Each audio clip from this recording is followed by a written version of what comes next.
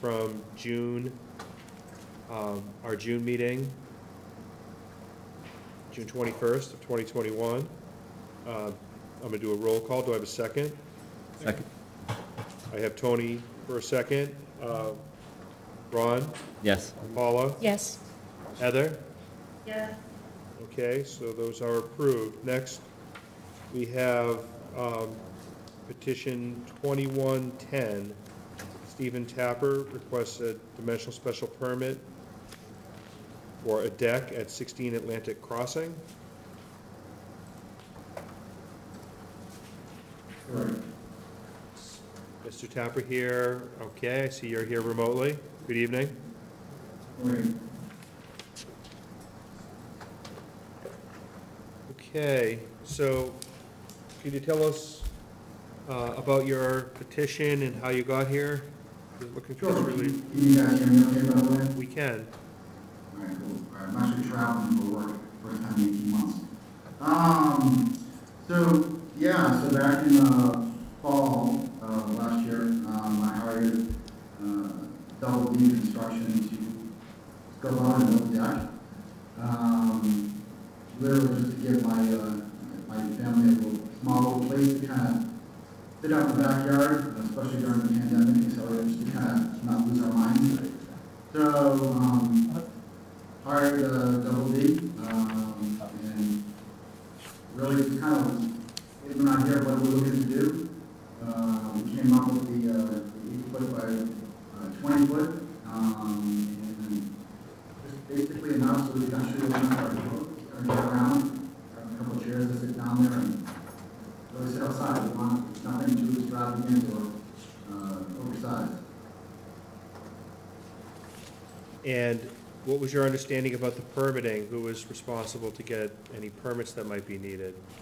From what I understood, again, I've never, this is new construction, so I've never really gone through the process of getting permits and going through the town, so I really assumed that it was all taken care of through Double D, that they were a long-time builder in town, and I just assumed that that was already all taken care of.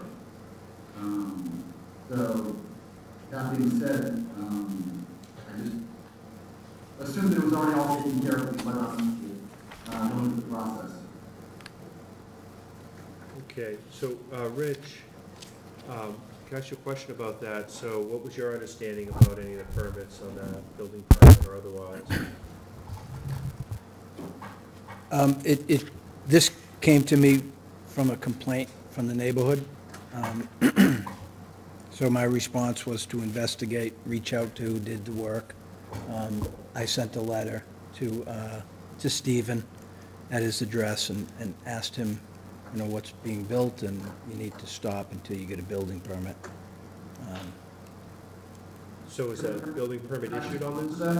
There's no building permit issued yet. Okay. Has there been an application for one? No. Did you talk to Doug Dubin or anyone from Double D about the work? Yes, I reached out to Doug, and he said he would secure a plot plan, which he did, and then in the ensuing months, he didn't apply for a permit, but he worked on getting the application to the zoning prepared. On the application, I see it's looked like it was 8.2, and on the plot plan, it looked like it was 8.5. Is that a 0.2 or a 0.5 for the setback encroachment?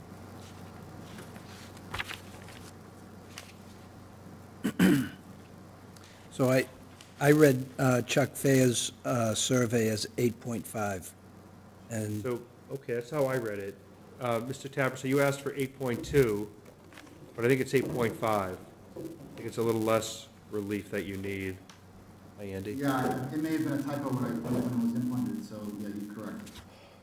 It was a little tough to read on the plan, so I can see how that happened. Okay, is there anyone here who wanted to speak in opposition to this petition? If you're at home, if you use the raise your hand feature, right? Yes. Can I just clarify one thing? What are, He's looking for a dimensional special permit. he's looking for the permit that will allow him to get the building permit? Correct. Okay. Is this already built, or is this? It's already built. So he's within that, 20% for a DSP. He needs 10, it's 8.5. It's an uncovered deck, right? It's uncovered. It's uncovered. So doesn't that fall into the, I think it's 10 feet past the foundation, as long as it's not 5 feet? Right. So I should look at that uncovered deck section.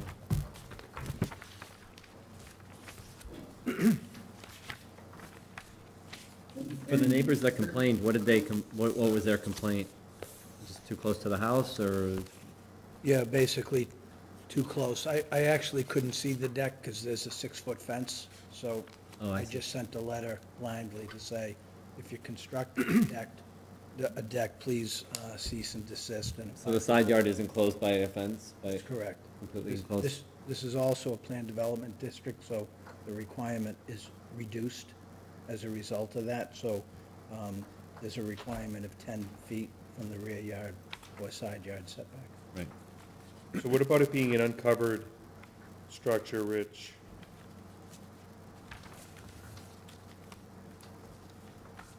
Trying to remember our section for the deck. Yep. I think it's 2.3.8. 2.3, I'm in 2.3, I'm looking for it. I think it's 2382, is that right?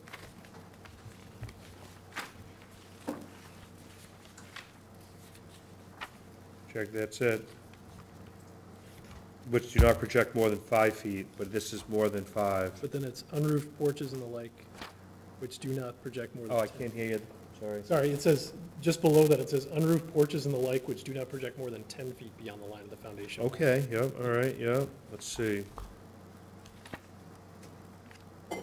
So is that? Right, Rich, it's an is that unroofed changed- porch. Is that changed since it's in a planned development district? That might be a question for Rich. Yeah, I don't know the answer to that. I don't think the planned development district changes Those dimensions, those dimensions, no. so we might not need the relief if, right, so it's uncovered. He's not more than, it's 8 feet wide from the foundation. He's permitted to be up to 10 feet beyond the foundation. And he's 8.5 from the property line and he needs to be 5? He's 8.5 feet from the property line and he needs to be 5? He's 8.5 feet, but no, I think he has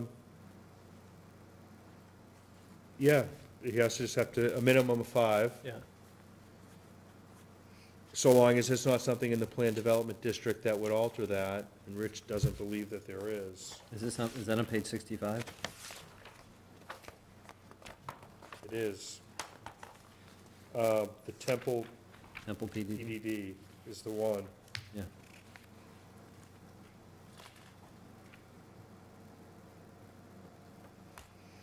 So here we are, got the dimensional stuff here.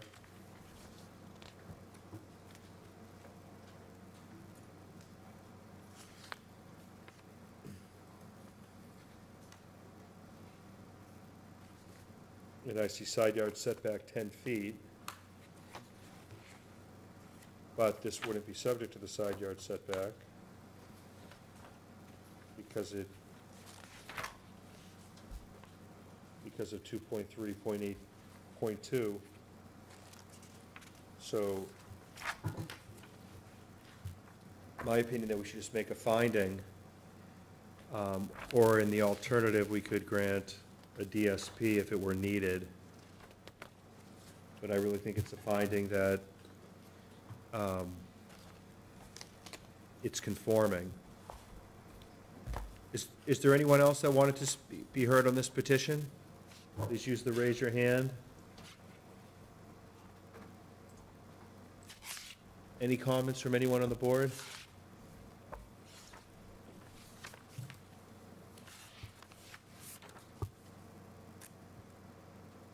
Okay, well, I'm going to make a motion to close the public hearing.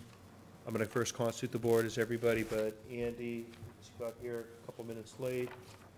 So do I have a second for my motion to close the public hearing? Second. Paula is a second, and I'm going to do a roll call. Just give me 1 second here. 2016. Ron? Yes. Tony? Yes. Heather? Yes. Okay, I'm gonna make a motion,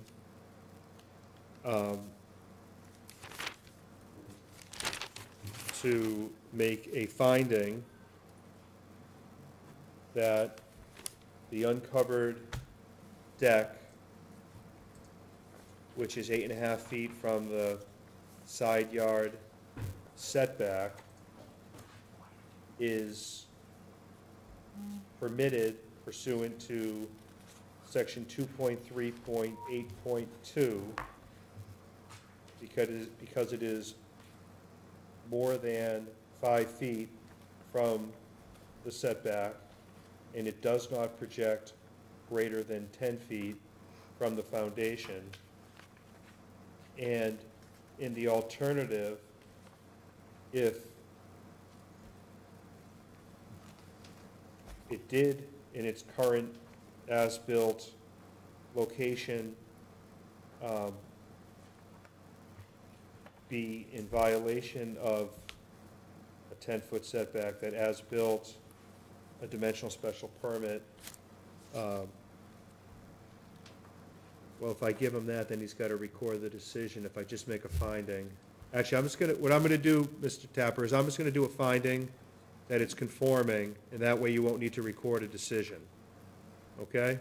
It'll save the expense and the trouble of that. So I'm gonna look to make a finding that it is conforming with 2.3.8.2 and the Plan Development District. It is not closer than 5 feet from the side yard setback, and it does not project more than 10 feet from the foundation. I'm gonna just go in the same order I called before. Paula? Yes. Ron? Yes. Tony? Yes. Heather? Yes.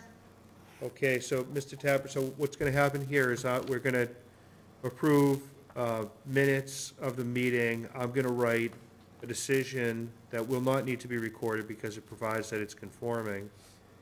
And, you'll just wanna keep a copy of that record for the future if it ever comes up again. Okay? Cool. All right, so, Appreciate it.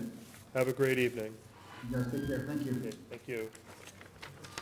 Okay, next matter is it now being 7:15, 20-12, 461 to 463 Humphrey Street.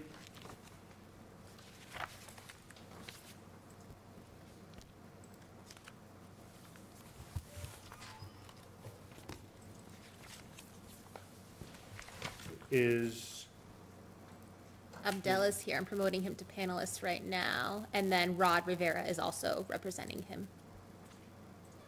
okay, so,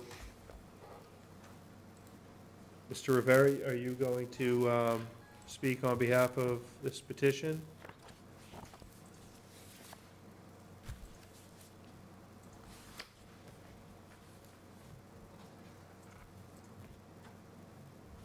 Is he muted, maybe? It doesn't look like it. Mr. Rivera, can you hear us?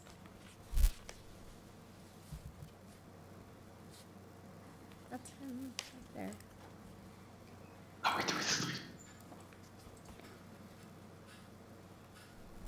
How about Abdel? Are you there?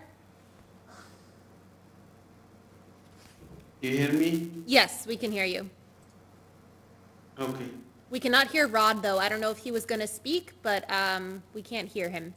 But if you're able to give an introduction to the board, please go ahead. Okay. I'm the owner of the property. My intention is to change the existing structure right now is 2-family plus storefront. I'm trying to change it to 3-family dwelling. and we convert the store to an apartment. Because for the issue that we see, like the commercial space right now, it's less demand for commercial space based on this what happened in this pandemic, and I prefer to have an apartment in place. What we need is to have relief from the parking. Currently, we have a garage as parking.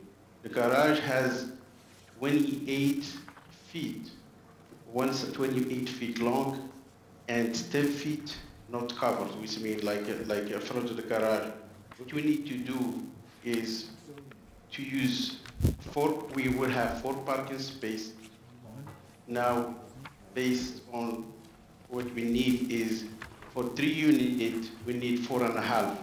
We are asking the board relief for half parking spot.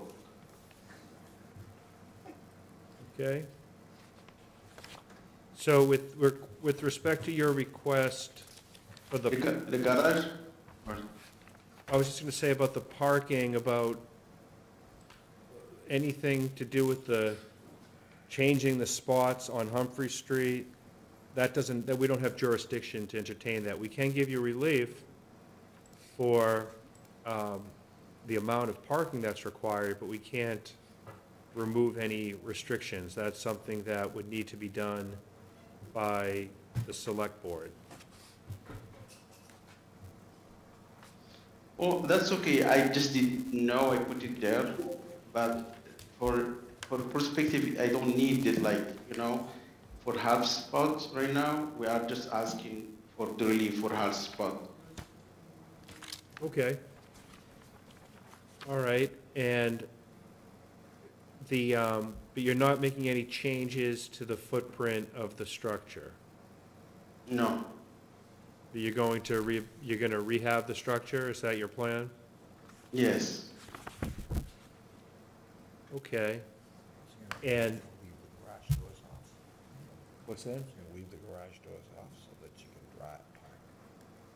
He's half in the garage, half out. Are you gonna keep the garage doors on or off for parking? Off. They have to be off because if we keep them on, we will not have space. Because based on the garage, it has 28, which means we need 18 feet for one parking spot, and we have 10 feet between what is not covered. The solution is to remove the garage door and just use it like we will have 38 feet long, which means more than enough for two car parking, one behind another one.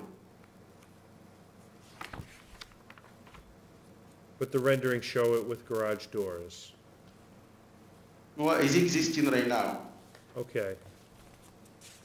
Okay, so it'll be removed, it'll be more like a carport, it'll be open. Yes, there is another option, but it could be moved to the inside to have only 18 feet as garage and the rest, but I prefer to use just like no door. Okay. Are there any questions from the board at this point? So for the tandem parking, are there any sidewalks or anything that are being, that are being blocked? No. No, it was not using it. We are in our property line. You asked if he's got a curb cut there already, is that what you're wondering? He's got a garage. Yeah, if he's got a garage, he's got a, Well, I know he has a curb cut, but don't you can't, the cars can't stick out in front of the sidewalks, right? No, they'll be on his property. yeah, they've gotta be, they can't stick out onto the sidewalk. If you were blocking it, I would expect Rich It's to not gonna enforce be that. based on the way he's driving, but have we allowed tandem parking? Yeah, Ma'am, that was my question about the tandem parking spaces. Is that counting as 2 or? it does. Yeah, we've done it. Can Okay. show 'em Okay. a plan like that. Any other questions from anyone on the board? So, Really? They do count them? 1, 2, 3, 4, that's two. Well, we have on 'Cause, I mean, when you outside, I think don't from recall a- us counting them inside a structure, but we No, counted but them from a outside. practical standpoint, 2 apartments can use this, but 3 apartments has no, the 3rd apartment has no parking. I mean, you're gonna have to get in and get out. Well, we and require change, 1.5 per unit, right?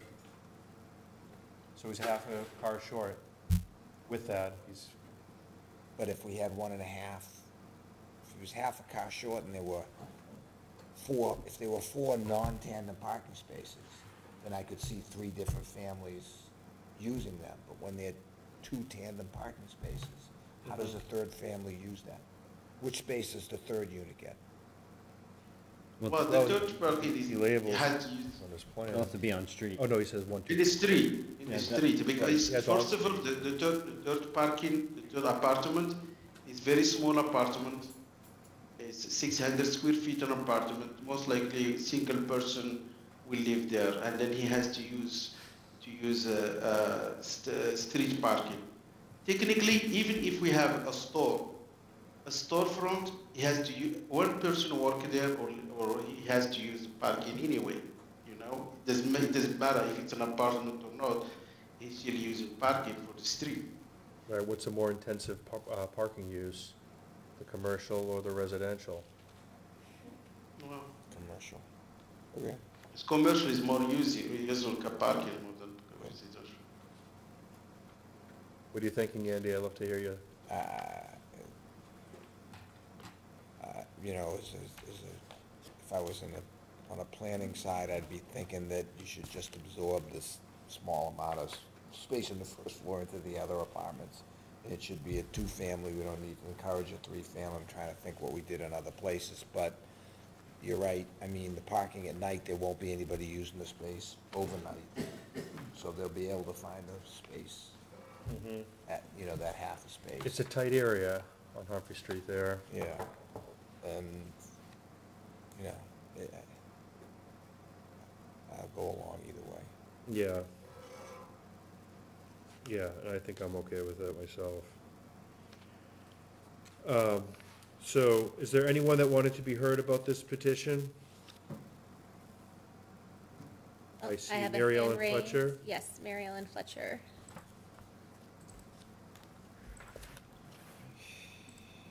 Okay, Mary Ellen, you should be allowed, oh, yep, go ahead. Okay, hello, and thank you for letting me be heard. We have, which I have 2 questions. One is the height of the building. Will that be remaining the same?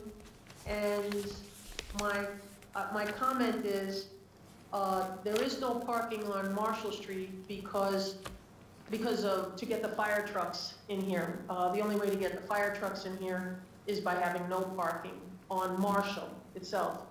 On Humphrey Street in the evening, there is parking available, which would help. During the day, that's a different story, but after 6, 7 o'clock at night, there's a lot of parking available. So And then he can if you could just note that, if you could just let me know what the height is. I mean, 3 families seems like the garage down, a lot, but and then he can that's for you to We- decide. cross. Oh, we are not changing anything in the building. Building No is just parking, it's changing covered. inside. Well, he's We are got not 2 back changing any here. floor, any height, anything. As it This is building. 25 feet, so it's a little light, squeezing 3 cars. Tight, And, very tight. I mean, Okay, all right, so Ms. Fletcher, your was- question's answered sufficiently? Oh, yes, thank you. Like I'm holding windows if I'm closing. Is there anyone else that wanted to be heard on this petition? What's that? He's 25. Anyone else via Zoom, you may use the raise your hand function. Okay, hold on. Is there anyone else here in It's person 25 that would plus like 6, to so voice it's a comment? 31. So if there was no garage there, Nope. you Okay. can have 2 tandem spaces. Oh, and he can Mary Ellen, did you want to say something else? The deck. Well, Yes, I have one more that's question. over this. When new construction is going on, Right. You're gonna take is the there garage doors any off, which is- rodent mitigation going on? Yeah. I am concerned about If you want, I'm concerned about rats. take the garage down. And then you got 1, 2, 1, 2, 3. What's your question? I didn't understand. Can you repeat again? And then we're not setting any, like, So my question is to the zoning board. My question is, when new construction is underway, is there any mitigation about rats? When new construction happens, a lot of times rats start getting shuffled around, and I just want to know if that's controlled. So, I'll let you bring it up if you want to bring it up for a second. Usually Deck it's does that, kick out. So, the petition was circulated to the Board of Health, and I don't believe we received any comments about concerns that they had, and there's construction all over town. Right, and that's why I'm asking but the he still has question, enough because room to- I own another property over on Middlesex, and we're having a horrible problem over in that area with construction, and the Board of Health is involved. Garage on. Well, I could ask Rich what compliance is necessary for someone constructing, doing work like this. Is there anything special that's under the code, the building code, or? So the building code under chapter 34 addresses public safety, and when they first applied for a permit, Rod Rivera and I talked about how we would isolate that sidewalk, because there's some big picture windows there. I don't think I have the authority to require them to do environment mitigation, but, I mean, I'm sure Rod would be willing to agree to that if we, as part of the permit, just to hire somebody to do some rat mitigation or rodent. Okay, all right, well, it sounds like the jurisdiction is with the code, the building code, and with the building inspector if there's any violation of the code. It's not something that is part of our jurisdiction, per se. Right. We can just say Then comply put with the doors code. back on. Are there any other questions?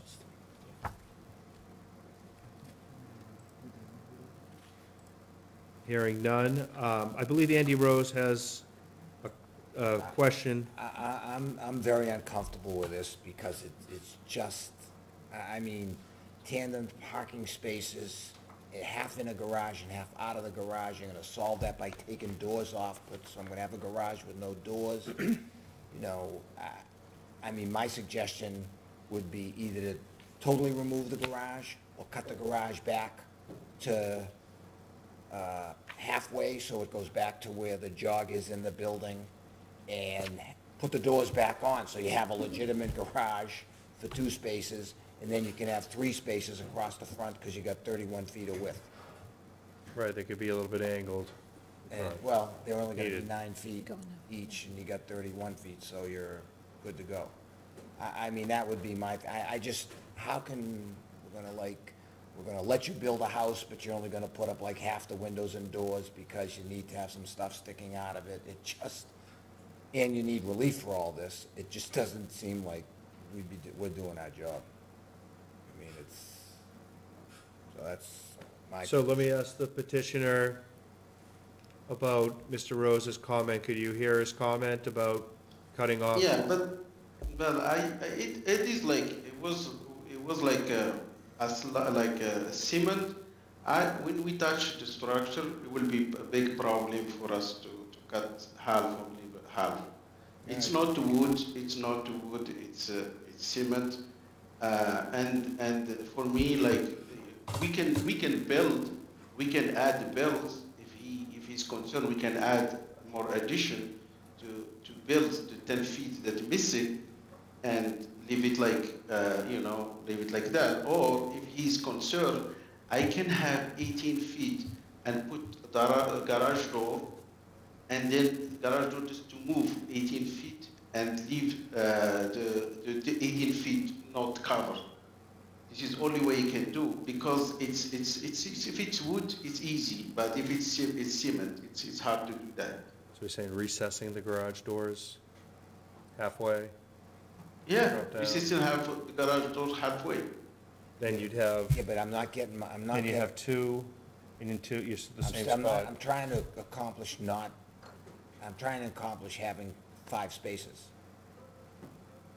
Yeah, And 3 that are access to that, I mean, with cars, right? Right, right, and then you'd have, and that's a good point, you'd have 3 that would be access, don't have to move cars, so each family would be able to, you know, get in and get Have out. one car without- that- And then the extra 2, Right. it makes sense with the 2 are deep 600 storage. units. It's like, you gotta spend money to make money here, I'm sorry, that's. No, but let me ask you a question. Knock I it don't down. agree with you on term of having, because the maximum you can fit over there is 4 cars.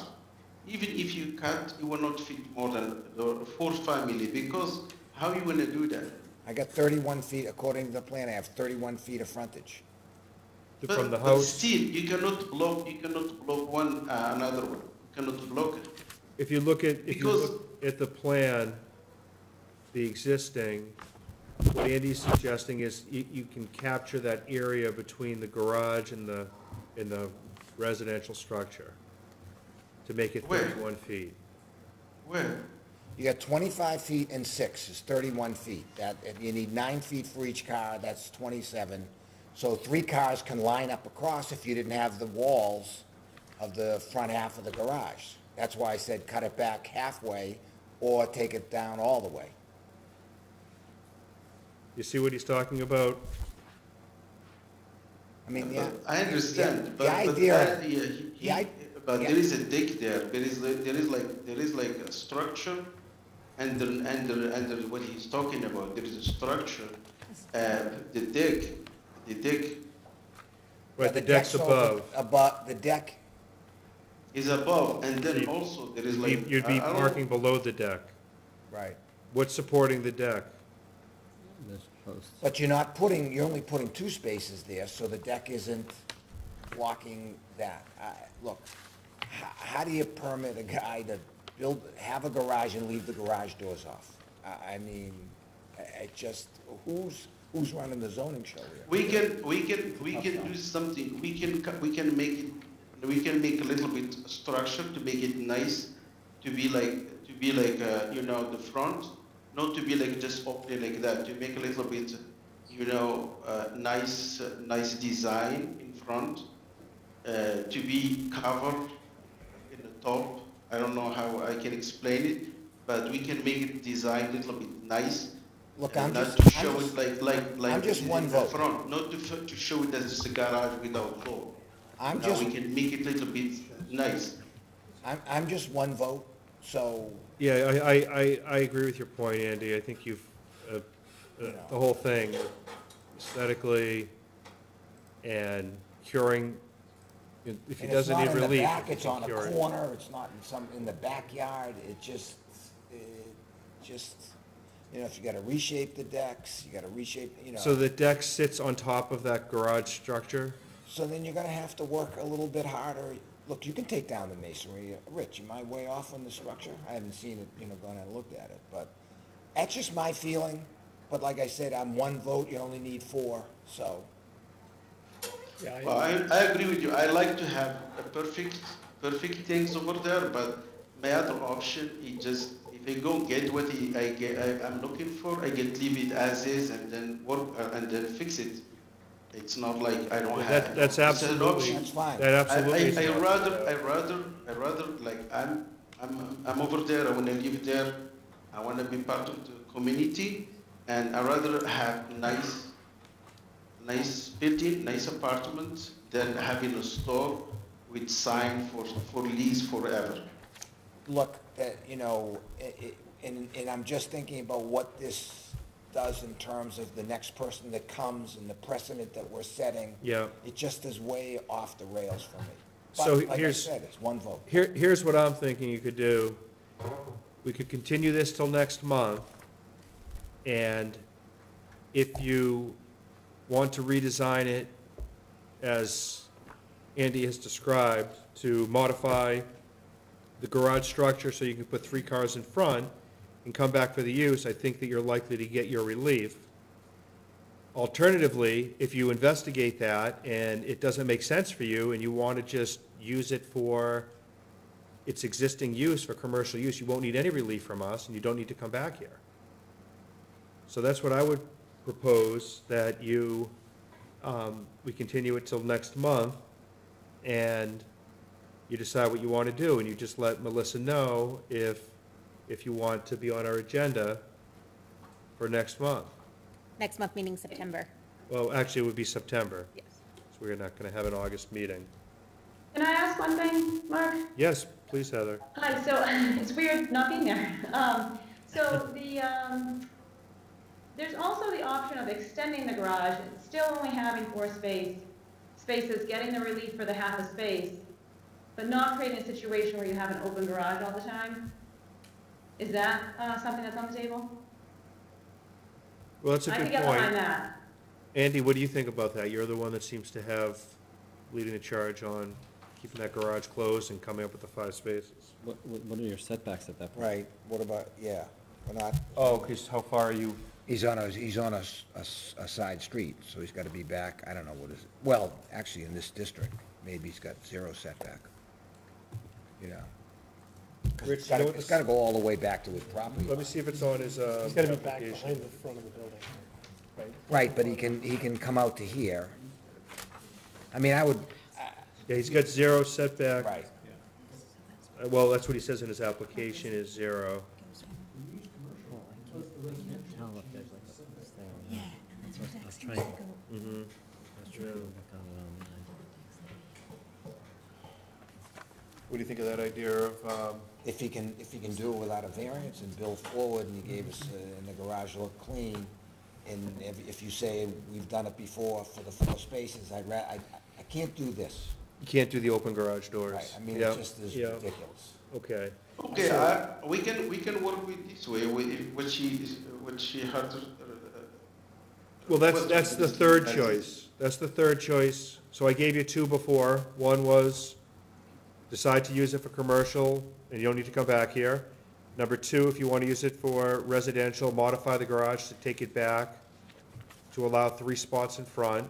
And then the third choice is when you come back in September, Yeah, lay it out with what the setback is that's required, and modify your structure and ask if, to the extent that you need relief for zoning with the setback. He still does it because of this, he needs it for the parking space. You need it for the parking space, and you could look for some dimensional relief if necessary to bring that garage forward so that you can enclose at least 4 cars.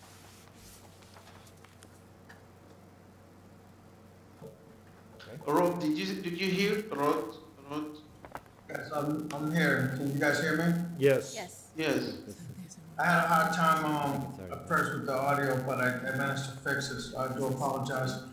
So, I believe that increasing the garage might be a bigger problem. But it's not really Just because once you get, if you have, the garage open, I think it's gonna be right at the neighbor's, upper borderline, so I think one idea is either, I wanna say it'd probably be cheaper just to demo the garage and use part of the yard as a full parking space. And that'll give you 5 spaces. down Yeah, in if you the could back. demo the garage, we think you can get 5 there. Yeah, that looks like 4. 2 in the back and 3 across the front. And you just gotta figure out how to support that deck. Well, yeah, Yeah. those drawings are more like an idea of what we wanted to do. But yes, we will put like a 6x6 post on the ground, or probably like a steel post on the ground. Doesn't need relief if he does it. He demos the garage. We may Oh, he's end a up part- we strictly could give him the protect- residential have a tonight. 6-foot deck. If he demos the garage. Right. So we could potentially provide relief for the residential use if 5 spaces are provided for off-street by demolishing the garage. So we could do that. Can we ask for relief instead have, can we leave as is, we can just ask for relief for like 3 parking space, three parking space. Leave the design, like, can we just ask for 3 parking space? We just leave it, the structure as is, and we ask for 3 parking space. But you still have the garage door issue if they're gonna be, if it's gonna be a tandem He wants spot. relief. No, the garage will stay, He wants it will stay relief for as three. is now. We can, just like, we can ask the board to give us a three relief instead for half working space, you know? We are requiring How does three he get 3 parking. spaces here? I don't see. Yeah, but where are No, the 3 He wants spaces? relief for 3 spaces instead of. Oh, he's he asking wants for- to have, I want the relief from relief three for 3 So he spaces. wants so everybody only on has to have street. 2. No. Nope. I don't expect that you're gonna get that relief from this That's what board. he's asking. So, Just one other thing to add, I'd entertain the relief if you could come back with 3 side-by-side parking spaces, so that each unit could pull in without. yeah, each So unit having I'd one be okay with spot. reducing the half in that circumstance. Yeah, I what, think that aligns with Andy's first suggestion about cutting the garage back. Right. So you don't necessarily need to cram 5 spaces on there, in my opinion. If you can get 4, but get 3 in a row in the front, yeah, 3 in a row in the more front. practical, I think. Right, so that each unit has a spot. So do you want to continue this to September and think about the different choices and come back with revised plans? Or if you decide to just, it doesn't make sense and you want to continue to use it for commercial? Survey too. Well, we have no other option. We can just, continue until September. We have more time. I'll be back to country. I'm talking to you from Morocco right now. Out here. And then we just. Yeah, they don't have a- What are you trying to see? Does he have it? Oh, Right, that's what it looks like right now. yeah. Yeah, no, they get some work ahead of them. Let me see that. This is what the deck looks like. Right, it's gonna be Not some really work. the deck. No, it's.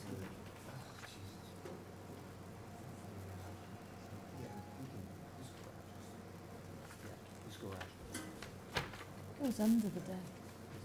So, and the other thing is, if you're coming back in September, I really think you should have a plan that's stamped by a surveyor for the site plan.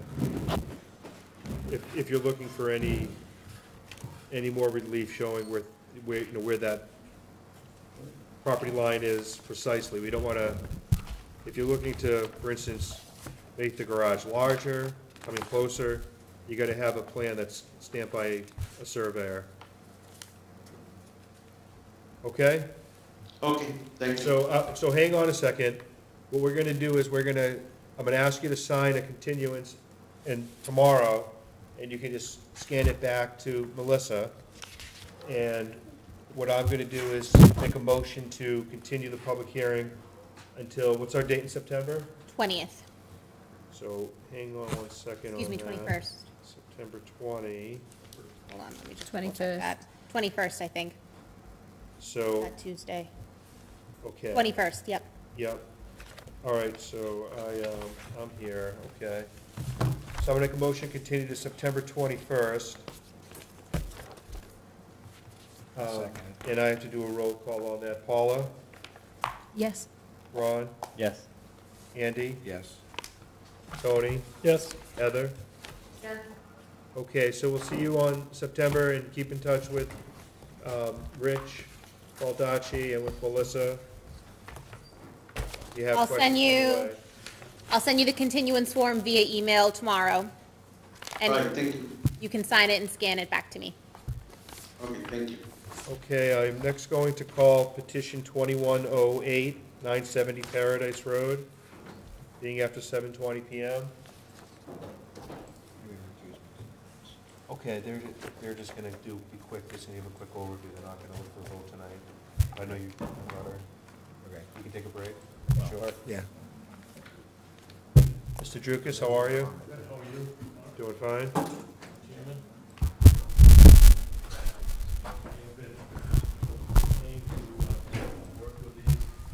So I just wanna make sure everyone can hear, can they hear Chris?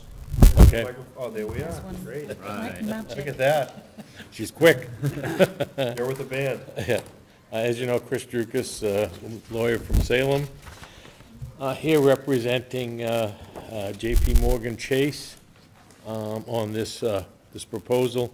Along and with me tonight via Zoom, I believe, is Matt McCool, who's the regional director for them and citing new locations. And with me also tonight is Kai Burke, who is a professional engineer and regional director of Core States, who's overseeing the project. We wanted to come before you tonight simply to give you a little presentation as to what we're thinking moving forward. As you know, I think that we did do, my client did do a site plan review with the planning board and did not fare really well there. And we're interested in going back and seeing if we can ameliorate some of their concerns. But before we meet with you again in September on this issue, I think we'd like to at least show you some of the things that we're proposing and give you a better idea as to exactly what we're looking to do on the site. Okay. So with that, Marissa, would you mind pulling up the site plan? Yes. Give it a chance. So, as Mr. Drukas mentioned, my name is Kai Burke. I'm with Core States Group. We are looking at the existing Uno's restaurant on 970 Paradise Road in Vinnon Square. The existing site is about a little over an acre. The existing building is about 6,000 square feet. It's an older site. It's pretty much fully developed, minimal landscaping, almost completely paved. We're looking to demolish the existing building and come back with a freestanding Chase Bank. We'll also have a drive-through ATM there. The proposed bank would be a little less than 3,500 square feet, so we would have a reduction in square footage of 2,500 square feet. Also would reduce the impervious area about 13,000 square feet. Your trips would be about a 40% reduction in traffic based on the change in use and the square footage. And your water and sewer demand would be a reduction of about 95%. So, really think we're kind of hitting some of the goals from the master plan of environmental benefits from reduced stormwater, additional landscaping, additional green space for the property, reduced demand on town infrastructure through utilities, traffic, stormwater runoff.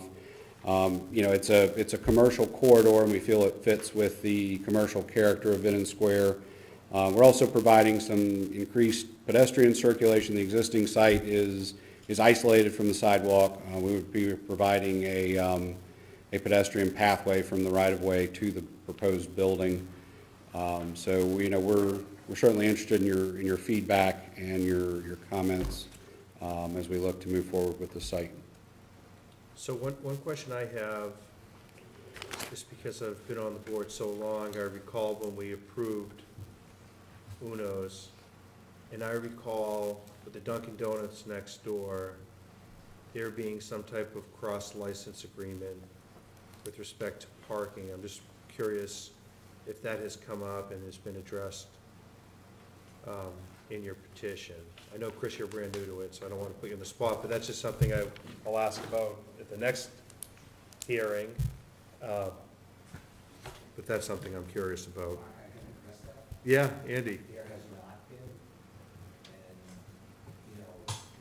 the agreement that 980 has with 970 was a license agreement with Uno's,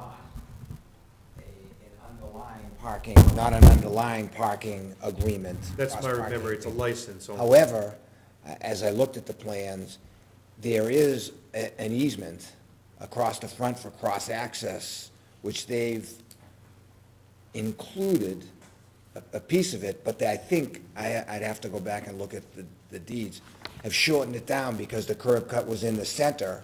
So it's, because we had it equidistant, those curb cuts equidistant from each other, now they're moving it closer to 980.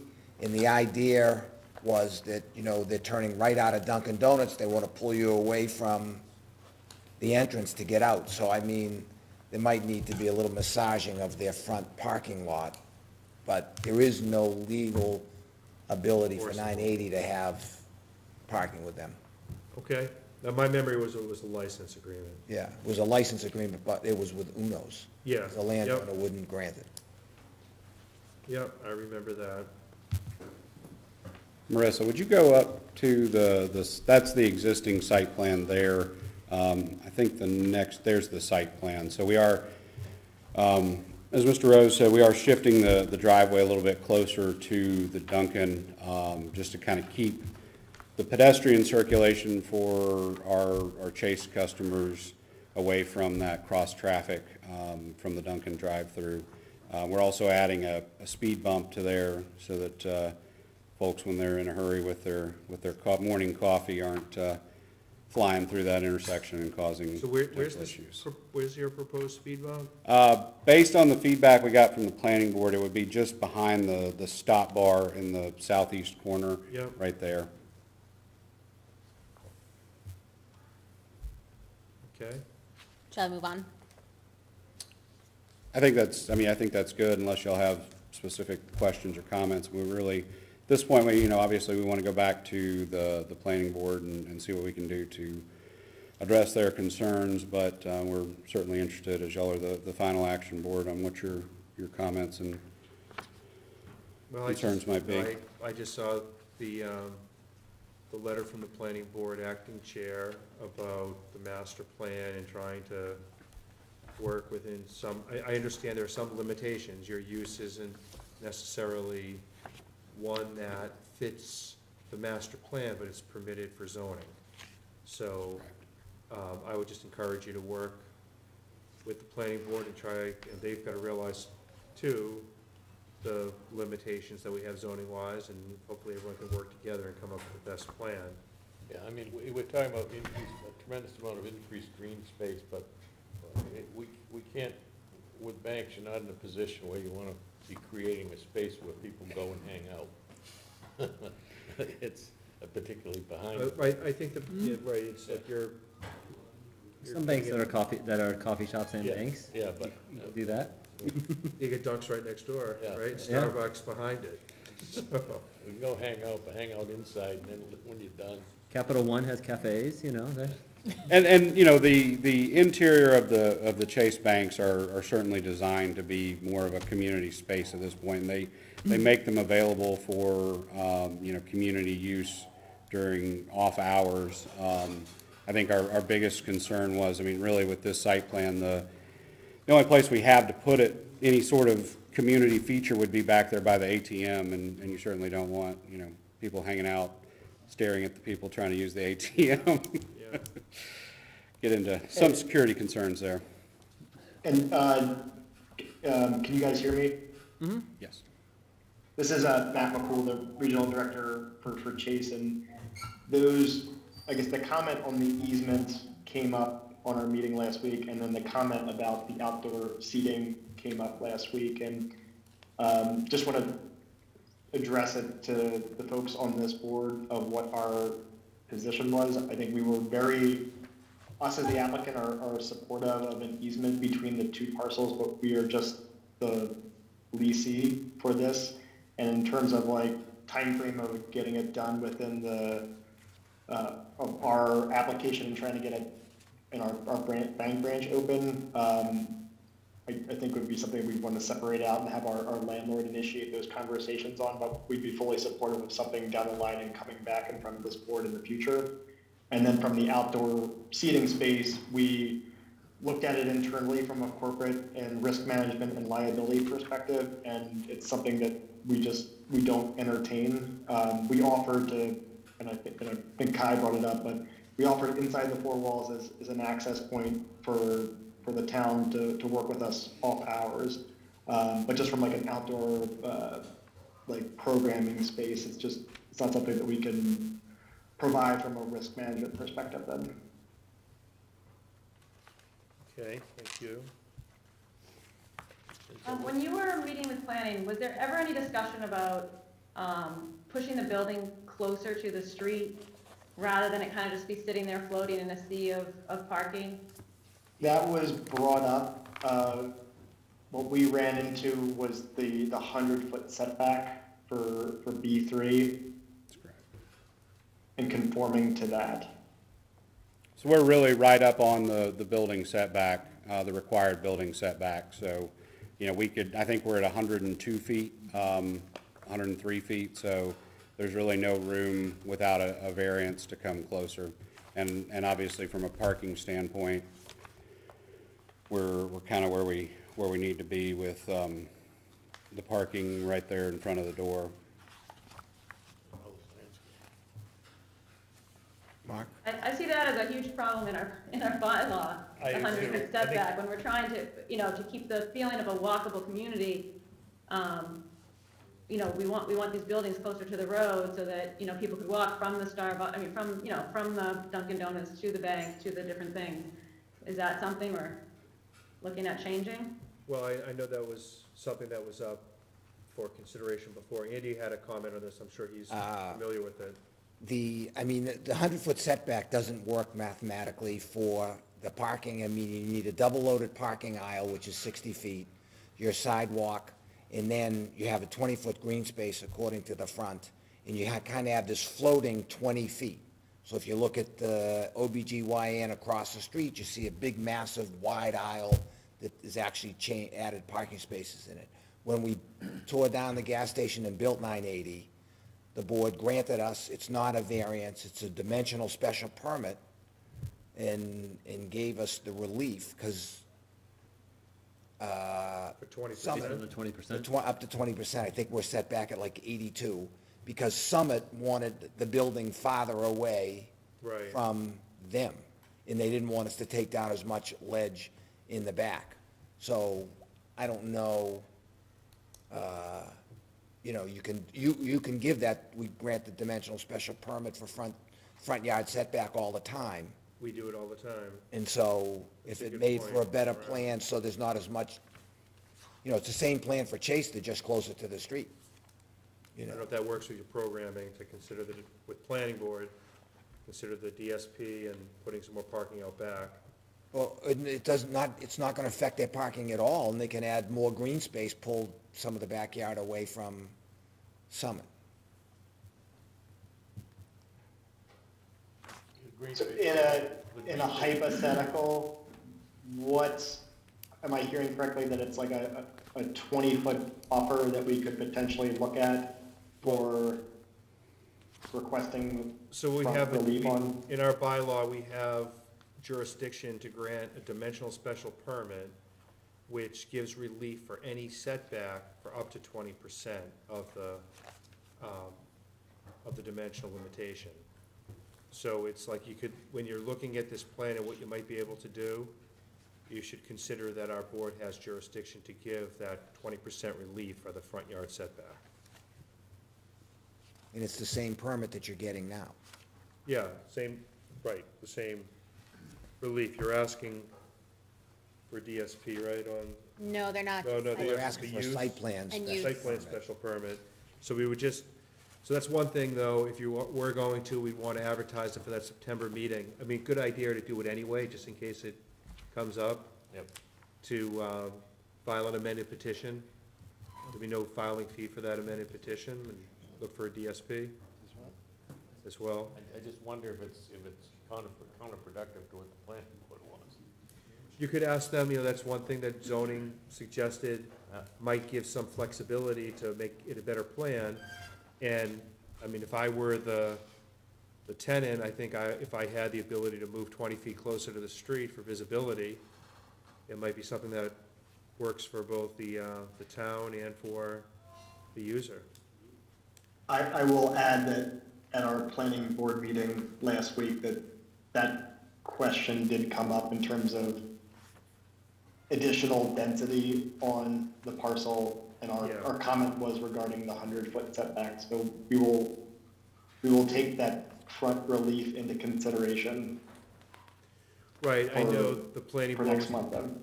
Planning board was interested in seeing if there could be some companion use, that you could have some other use on the space.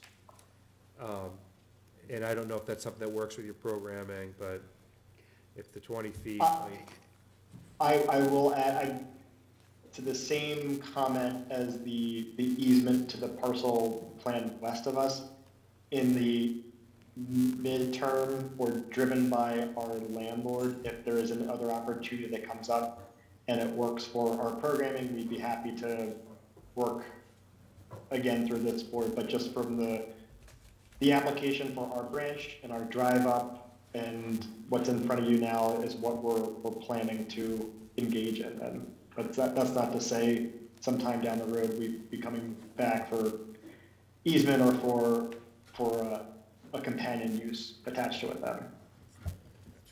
Okay, so, right, we just encourage you to work with planning, and we're gonna vote on the petition that you provide to us. So, your choice, but hopefully you come up with a plan that they're in support of as well. And, that's not always fatal to a petitioner, that they don't get support from planning board, but of course you'd like to have their support. So is there anyone else before we close the public hearing, or continue the public hearing to September, any questions or comments? I said, well, so that, just so we're clear on, in terms of what they're asking for today, if they don't change anything, they're asking for a special permit to allow the ATM, the drive-through in the ATM? And a site plan special permit. And so if it's a drive-through, I mean, I seem to recall that there's always been a lot of issues as it relates to fast food drive-throughs. Maybe this is different. Banks are different. This is a different thing, but I'm just curious as to why if you are gonna do a drive-through, it seems to be that you've put it like closest to whatever residential areas are, and. From a circulation standpoint, that's kind of what drove, the location. It works best back there. If you've been out to the site, the residential behind us is probably 30 feet higher than our site, and it's all ledge behind us, and really woods before the ledge. So, from a residential impact standpoint, I don't think there really is any. And this is not a pneumatic tube drive-up window. This is an ATM, yeah. So the noise impact is minimal, and it's really, we don't anticipate any impact on the residential behind us. And you're not going to have a teller drive-through? That is correct. It's just an ATM, okay. Yes, sir. Okay. All right, so I'm going to make a motion to continue 2108 to September 20th. What is it, the 20th? 21st. 21st. And we're gonna have a roll call. Paul, you were second on that? Yes. Ron? Yes. Tony? Yes. Heather? Yes. Okay, so you're continued to September 21st. We'll look forward to seeing you then. Thank you all. Okay, thank you. Thank you.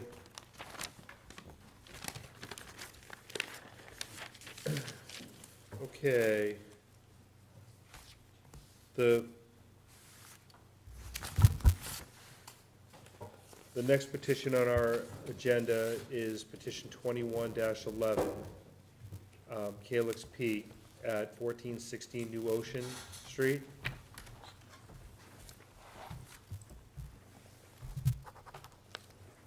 Hold on, I've got Michael Dryden, Bob Zarelli, Pete D'Agostino, Aaron Caracillo, and am I missing anyone? Okay. D'Agostino, you should have Erin Foxborough there. She's the CEO of Calyx Peak. She should be on the. Erin is here, and then is there anyone else I'm missing? Dan Cahill. Dan Cahill I got. Yeah. I think that's everybody. Great.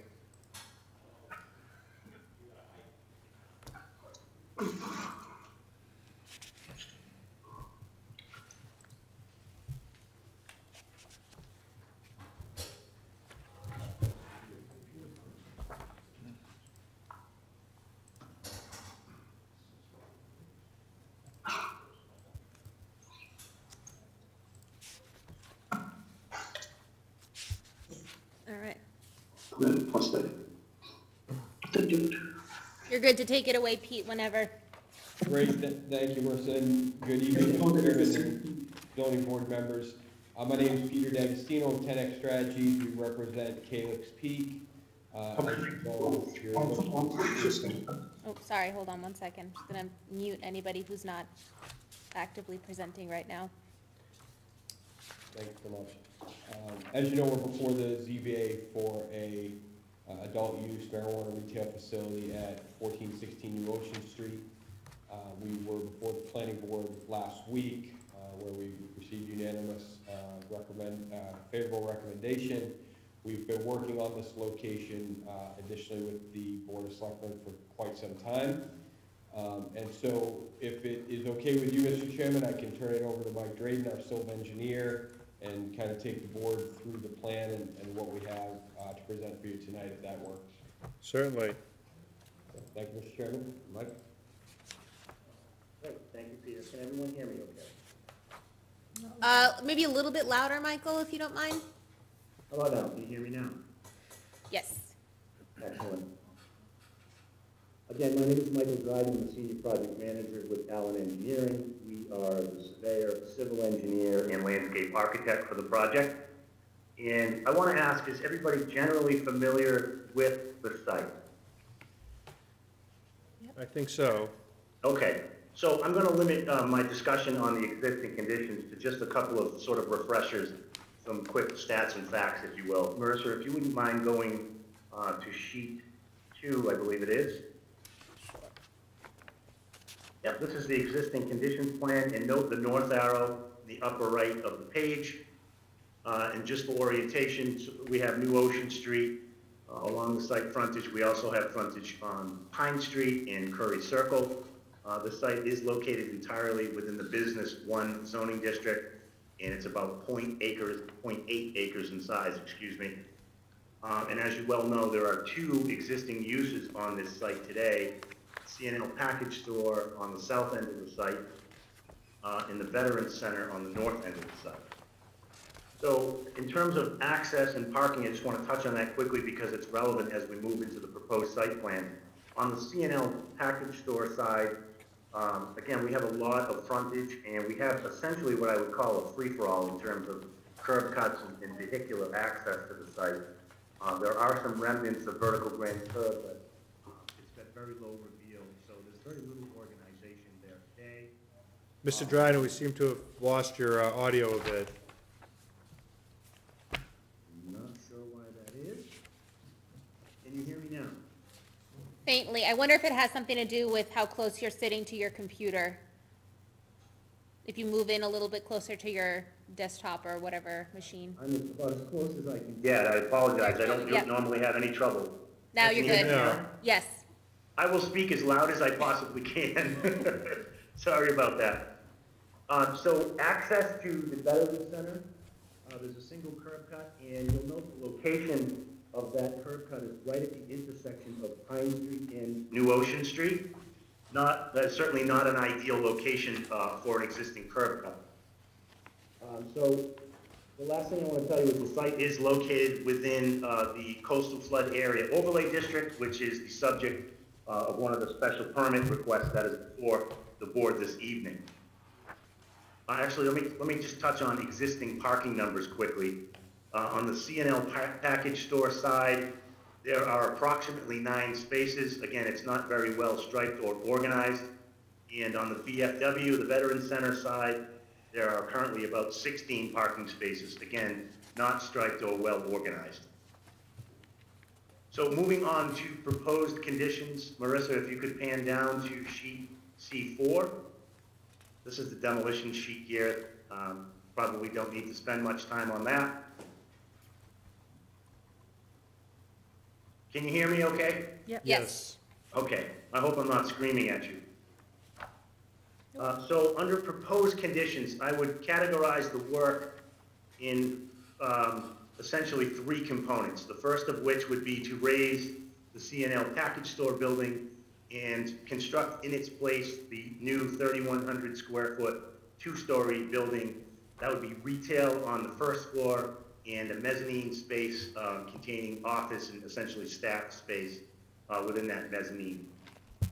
The second component would be curb cut consolidation. You'll note here, and by the way, on this plan, All of the dark shaded area represents new pavement. So what we're proposing to do is to remove the existing curb cut at the VFW, the Veterans Center facility, and consolidate into one curb cut, one safer curb cut. I mentioned that existing curb cut is located at the intersection of Pine Street and New Ocean. That certainly creates some safety concerns and is not good planning practice. So this plan would consolidate and create a new two-way, 24-foot wide curb cut, which would easily provide access, maneuverability, and circulation to both uses on the site. And finally, the third component is the off-site improvements. Again, I mentioned the dark shaded area is new pavement. Marissa, if you could just go to the next sheet, C5. The off-site improvements include modifications to Pine Street. Actually, at the top of the page would be fine. If you could just go back up. I'm going to zoom out. Hold on. Great, thank you. So again, you'll notice the angle of Pine Street as it intersects with New Ocean Street. Typically, we like to have intersections as close to 90 degrees as possible. And you can clearly see under existing condition, we have significantly less than 90 degrees. So what we're planning to do with what little space we have to work with is to just sort of put some curvature in the Pine Street alignment and create a 90-degree tee-up to New Ocean Street. And that will vastly improve safety. You can imagine entering or heading south on Pine Street toward New Ocean Street and having to look over your left shoulder to see oncoming traffic from the north. This new configuration with new stop controls, stop sign, and again, a 90-degree configuration will vastly improve the safety at that intersection. We're also proposing all new granite curbing, vertical granite curbing along the section of Pine Street and New Ocean Street. You see that sort of dashed line, that represents the new vertical curbing. You see the dark shaded area, all new sidewalk. And then finally, that sort of new bump out that is created at the intersection. We propose to install landscape plantings there, very low landscape plantings, so that we don't interfere with site distance. So back onto the site, we have parking, again, the new pavement shaded in gray. We are proposing a total of 18 parking spaces for the new retail facility. That would be 12 within the shaded area, and then there are 3 additional spaces that would essentially be leased. They're sort of at the lower left of the shaded area. You see where it says 3 calyx spaces and then 3 calyx spaces. So again, and a total of 6 there. So again, 18 spaces dedicated to the retail facility, and that leaves 18 spaces for the Veterans Center. And it's actually 2 more parking spaces than they have under existing conditions. And again, you'll note that we're removing the existing curb cut, organizing their parking field, and restriping the lot to maximize the efficiency. I want to talk quickly about, excuse me, site elevations. Marissa, if you could please advance to sheet C6. So under existing condition, the C&L package store first floor elevation is approximately elevation 11.2. And the FEMA flood elevation for the entire site is elevation 14. So we're over 2 feet below the FEMA elevation under existing conditions. What we propose to do with the proposed building is difficult to see, but it's FFE elevation 15. So that's a full 1 foot above the FEMA flood elevation and well over 3 feet above the elevation of the existing building. So that presents a few challenges for us, because typically what you try to do is relate the surrounding site grades to the first floor elevation so that you can avoid things like stairs and ramping. We clearly don't have the ability to do that here. The site's fully developed now. The building is in close proximity to 2 roadways, so there's no opportunity to sort of ramp the site up, if you will, to relate to that new first floor elevation. And mind you, we don't really want to do that, because within the flood zone, we want to have a net 0 increase in fill. So what does all that mean? Again, the proposed building is at elevation 15. You'll note that there's stairs at the main entry, as well as a ramp, an accessibility ramp. That allows us to keep all of the site grades as low as possible, even lower than existing condition, and raise the building up. We still have access via stairs to the front door and accessibility via a ramp system. So all that being said, we're about 600 cubic feet less, cubic feet less, or more volumetric storage within the floodplain. Just quickly, I'll talk about drainage. Under existing conditions, there's very little in terms of formal stormwater management, collection, treatment, infiltration, things of that nature. There's one existing catch basin that is just west of the Veterans Center building. You can see it there. Other than that, all of the water essentially runs off overland, makes its way into New Ocean Street, Curry Circle, where it's collected in a set of catch basins at the intersection of Curry Circle and New Ocean Street. What we propose to do under existing conditions is significantly reduce, number one, the amount of impervious area. The area just to the right of the proposed building would be entirely landscaped, where today it's entirely impervious. So we have about a roughly 3,200 square foot reduction in impervious, which gives us an equal amount of pervious surface to have infiltration, which is definitely an improvement. We're proposing a single new catch basin in the center of the Calyx parking area.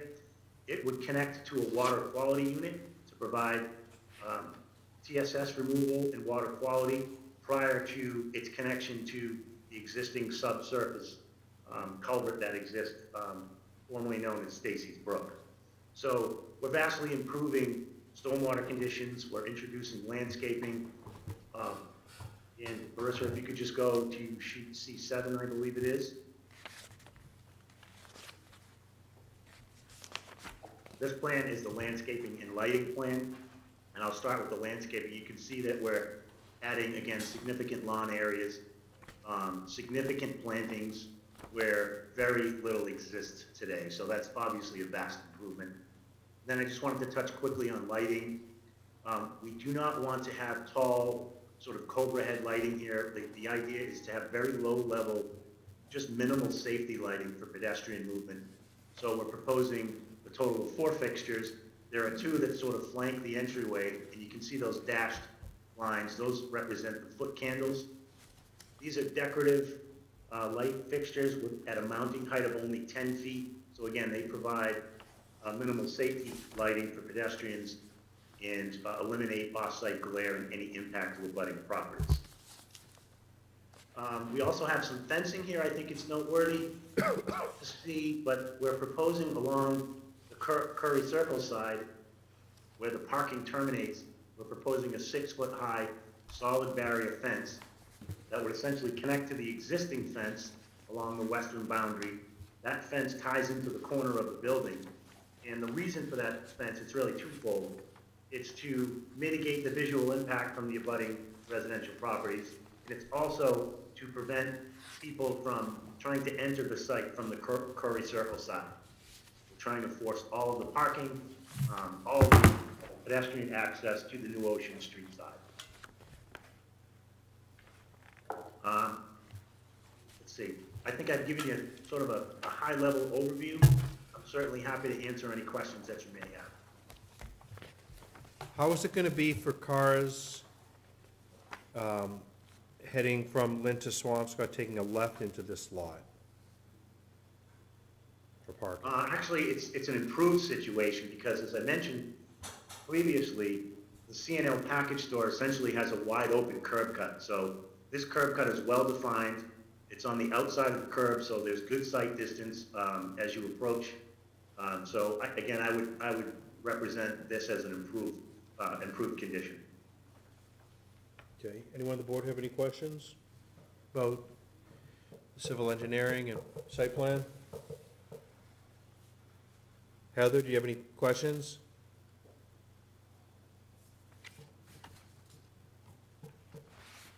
Hearing none. Any questions, Heather? No, thanks. Okay. Okay, I am going to, well, so Mr. D'Agostino, is there anyone else you wanted us to hear from for your petition? No, Mr. Chairman, we're just here to answer any questions you may have. Okay, what I'm gonna do is I'm gonna open it up to questions from the public, and I'm gonna give you an opportunity, or the appropriate person in your team, to respond, okay? Thank you, Mr. Chairman. Sure. So is there anyone that wanted to be heard first in opposition to this petition? Use the raise your hand feature if you're online. Or if there's anyone here in the room, simply raise your hand. Yes, Mr. Kessler, how are you? Good. So, just so we have people listening on Zoom, we gotta get you a microphone.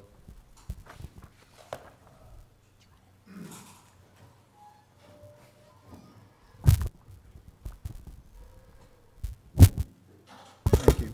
This isn't So necessarily... first, just for the record, Mr. Kessler, if you could identify yourself. Sure. My name is Glenn Kessler, Precinct 5. This isn't necessarily an opposition, but more or less a question, two questions actually. Has there been any community outreach to the residents of Curry Circle and the surrounding areas? Specifically, you mentioned a 6-foot fence. Is that something that might be something that they might want to have some input about? And secondly, has there been any outreach to the veterans to see what their position is about the proposed parking? That's it. Okay, Mr. D'Agostino, whoever you think is appropriate to answer that. Yeah, I can take that question, Mr. Chairman, if I could. This project has had extensive community outreach. We did a specifically community outreach to the abutters in accordance with the Cannabis Control Commission regulations, which requires, similar to a ZBA hearing, a 300-foot notice sent directly to the abutters, as well as newspaper postings and postings at Town Hall. That meeting was probably 2.5, 3 hours long, at least. A lot of the feedback that we received from the neighbors has been incorporated into this plan. We actually met with them very early on in the process. So to the gentleman's question about the fence, that was specifically placed there in response to feedback from the Curry Circle residents who were concerned about people potentially parking on Curry Circle and walking in. So we've now completely eliminated that opportunity as it relates to that, to the parking lot. So we had extensive community outreach in that way. And then subsequent to that, we have been before the Board of Selectmen, or the Select Board rather. I hate to guess, I'm gonna feel confident saying 3 or 4 times, during which the public was allowed to weigh in on the project. We've heard from the neighbors all along, and we've continued to respond directly to their concerns. And we believe at this point we've covered just about every comment we've heard that is within our control. So yes, very much very public process with lots of engagement with not just Curry Circle, but all of our abutters. The Pine Street intersection reconfiguration really was the genesis of that outreach, in which you know, that concern as to how people transition from Lynn to the MBTA and back, and using Pine Street and the streets beyond it as a cut through. That entire offsite improvement was a direct result of that community engagement. So yes, we've done that. So in addition to that, and the Select Board, we also had the opportunity to hear from some neighbors, 2 neighbors at the Planning Board. And again, everything within our control, we believe we've addressed. So it's been a great process. We've had a lot of good feedback. The neighbors have really driven the plan to have what's before you tonight. So definitely the second part of Mr. Kessler's question was just about engagement for the VFW for parking. So was that part of that community engagement process? So that was separate and distinct, Mr. Chairman. We have had lots of conversations with the Veterans Center. They spoke favorably on this project at the last Select Board meeting, which I believe was 2 weeks ago, maybe 3. I met with all of the representatives from the Veterans Center, VFW, GAB, American Legion. Hopefully I'm not leaving anybody off. I met with them last night for about 2.5 hours. There's some final elements that we are working on placing, which include the howitzer that is currently located on the property, as well as the flags. Great relationship with the Veterans Center. We've been with them all along on this. We've done site visits with them. So I think that's going very, very well. And we are down to really 3 open items: placement of their dumpster, the howitzer, and the flagpoles, all of which we discussed extensively with them last night. We collectively agreed on potential locations. We met with the civil engineers, Mr. Drayden, today to have him evaluate of the options they prefer, what we could do from a planning perspective. And so we're working through those final details. So again, lots of engagement there, and as recently as last night. Okay, thank you, Mr. D'Agostino. Thank you very much. Sure. If there are any other questions or comments, please use the raise your hand feature if you're on Zoom.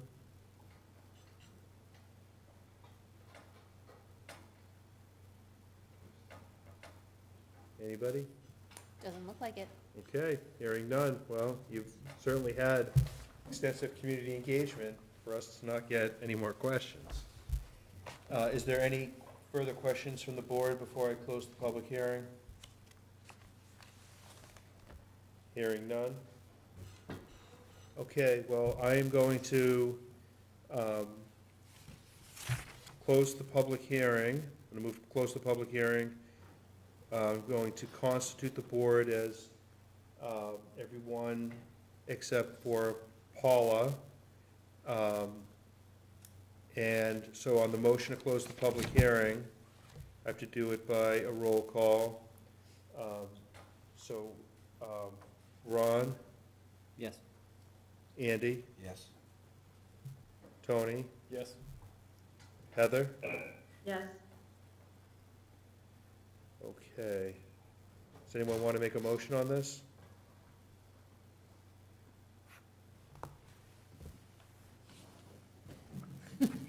Ron, I'll help you. What do you think? I'm It's pretty straightforward, though. It's just a use special permit, the coastal flood overlay district relief, and a site plan special permit. What's that? Oh, yeah, thanks very much. I'm not on this one. I know, that's why I said let her do it. I can't, no. Tony? Or Heather can do it. What's that? Heather, you can ask Heather. Heather, you interested in doing this one? I'd be glad to help if you ran into any issues. Sure, why not? You're the best. Why can no one else do it? All right,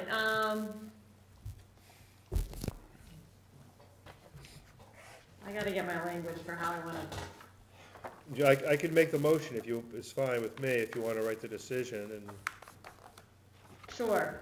want me to do that, or? Yeah, if you don't mind, that'd be great. I don't Thank mind. you. So I'm going to make a motion to approve petition 21-11 for 1416 New Ocean Street for the following relief: for a use special permit, for a site plan special permit, for the construction of a retail marijuana dispensary pursuant to the bylaw, and relief as proposed and as may be required for section 4.2.0.0 for the coastal flood overlay district.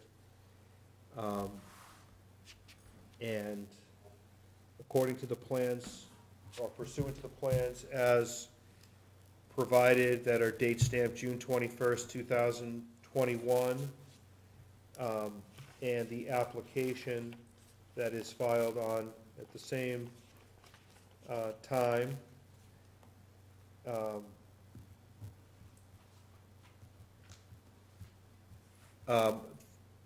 There's one other thing that, and one other thing that was from planning board, and with a condition that concrete sidewalks, not bituminous, subject to the DPW review and approval of the substitution of concrete, and also including a location for a bike rack as may be approved for location by the planning department and/or the DPW and/or the building inspector. Any of those can approve the location of the bike rack. Do I Should have, we include the finalization of those last few things that are, they're working with the, the final veterans? items? What Sure. was it, the flagpole and the dumpster and? Yeah, I'm gonna leave that, how about we leave that for the planning department to coordinate and approve? Or should I do a building? What do you think? I'll do those things that were outlined as the remaining, described as the remaining items for location that the applicant is working with the VFW for location, subject to approval by the planning department. Anything else, Heather, you want me to add to that motion? No, that sounds good. Okay, so I'm gonna do a roll call on that. So it's Heather's motion. I am a yes. Ron? Yes. Andy? Yes. Tony? Yes. And me, I'm a yes. Okay, so you have your relief, and good luck with your project. Thank you, Mr. Chairman, members of this board, we appreciate everything this evening. Okay, great, thank you. You did a great job with your plans. Thanks again. Before I get to the next petition, I just wanted to, just a procedural matter, we have to continue items 9 through 13 to September 21st, 2001. So I'm gonna make a motion to continue agenda items 9 through 13. Do I have a second on that? Second. Mr. Chairman, on number 11, Yes. we're going to be withdrawing, if the board would consider allowing us to withdraw without prejudice. Okay, we'll do that as part of the motion. Thank you, Mr. Schutzer. So we're gonna continue items 9, 10, 12, and 13, and approve the withdrawal without prejudice for 1931. Agenda item number 11. So I am moving on that motion. Paula? Yes. Ron? Yes. Andy? Yes. Tony? Yes. Heather? Yes. Okay, all right, so next I have petition 2104. We have a 2A and 2B. We have an amended petition. Mr. Sheehan is here on that one. Great to see you. Good to see you. So you'd like to tell us about, I understand I reviewed your documents, but if you could go over it and indulge us with a review of the varied relief that you're requesting. Thank you very much. Mr. Chairman, honorable members, my name is Bill Sheehan. I practice law in Peabody, Massachusetts. And I'm representing tonight Gerald and Carol Sneerson, 53 Puritan Road in Swampscott. The relief that we seek tonight is in two parts, one of which pertains to construction activity which has occurred, and the second of which pertains to proposed construction. The Sneersons seek a dimensional special permit under section 2360 of your bylaw so as to permit the following work which was performed in or about the end of 2019. The construction of a second-floor storage room consisting of about 100 square feet, over which had been a roofed but unenclosed porch located at the northeast corner of their single-family dwelling. That would be the front left corner if looking at the dwelling from the street. The Sneersons also seek tonight a Section 6 special permit and a site plan special permit under Sections 2273 and 5400 of the ordinance, of the bylaw, respectively, to permit the proposed construction of a second-story master bedroom and master bath over the existing first floor at the southerly side or the rear of the dwelling. Now, what we have filed are two amended applications. The Sneersons filed their first application by themselves. It was not exactly correct At the suggestion of the chair, we have amended that application. We've amended it in the two parts so that we can talk about those two forms of relief separately. You will see that amended application 2104-2A, which seeks the dimensional special permit, that is accompanied by plans which are labeled existing Phase 2. And the amended application for 21B, which seeks the special permit and site plan special permit, is accompanied by plans labeled proposed Phase 3. The little bit about the dwelling itself. The dwelling was constructed some 150 years or so ago, according to the Swampscott assessor records.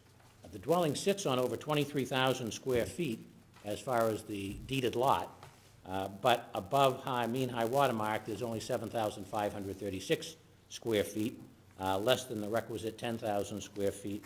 And so we are dealing with a dwelling which is a prior lawful non-conforming structure because it sits on a prior lawful non-conforming lot.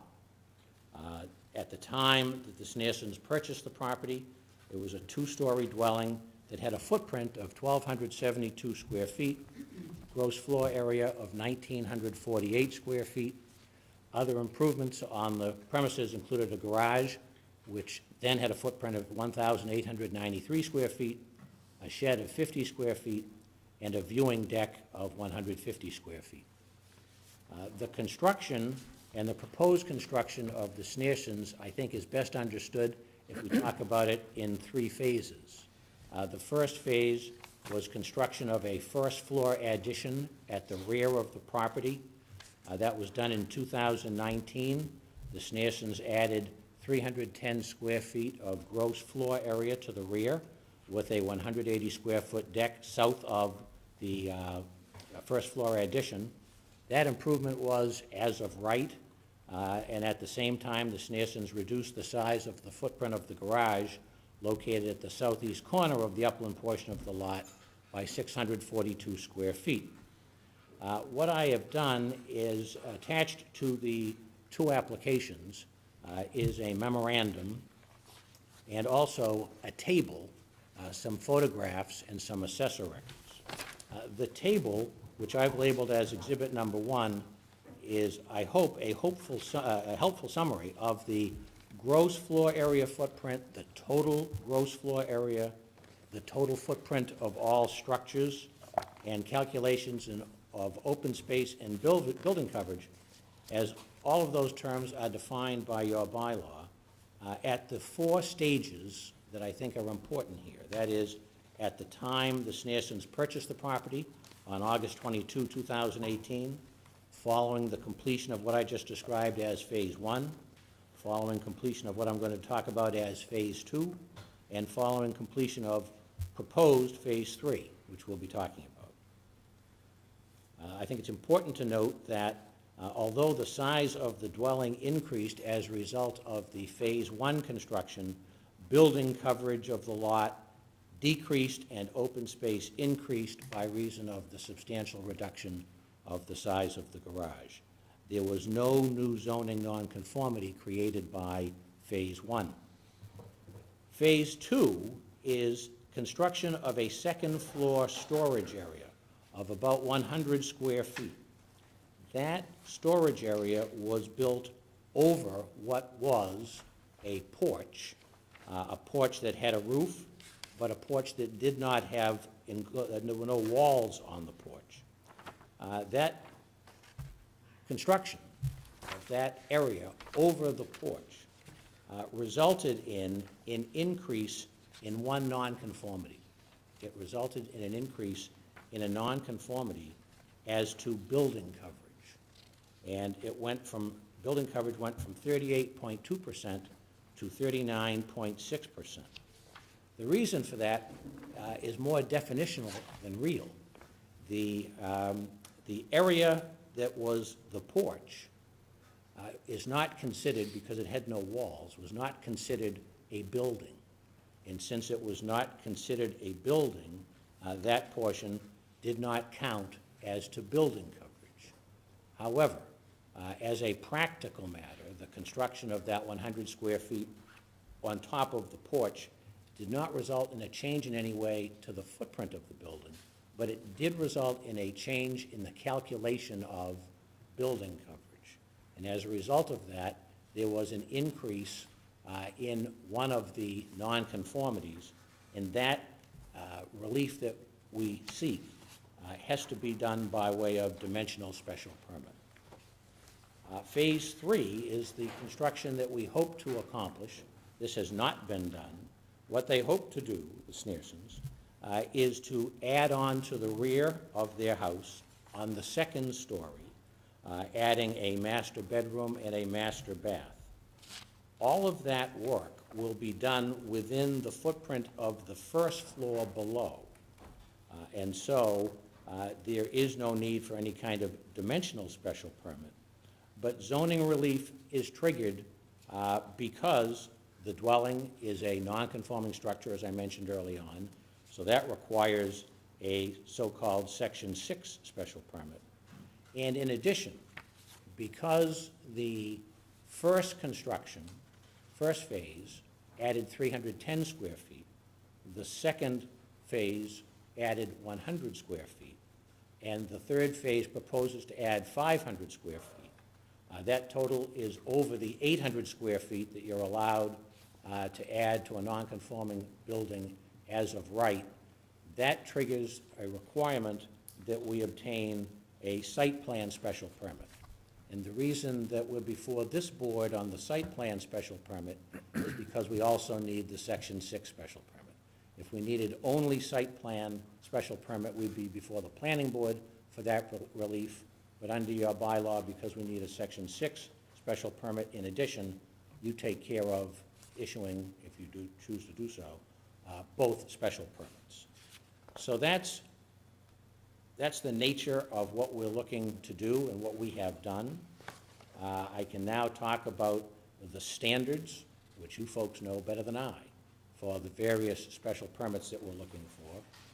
But first, with respect to the dimensional special permit, the dimensional special permit says that extensions, alterations, reconstruction, or changes that will not comply with current setback, open space, lot coverage, or building height requirements shall only be permitted, if at all, by dimensional special permit. And as I indicated, that's the permit that we need for the Phase 2 construction because of the increase in the nonconformity as to building coverage. The standard for the issuance of a dimensional special permit is found at Section 2.3.60 in your bylaw. In light of the Sneersons' interest in trying to create a second-story storage area, their location of that was really the best practical alternative from a lot coverage point of view. And that's because the construction of that second-floor storage area did not result in any portion of the building coming any closer to the street because it was built directly on top of the porch.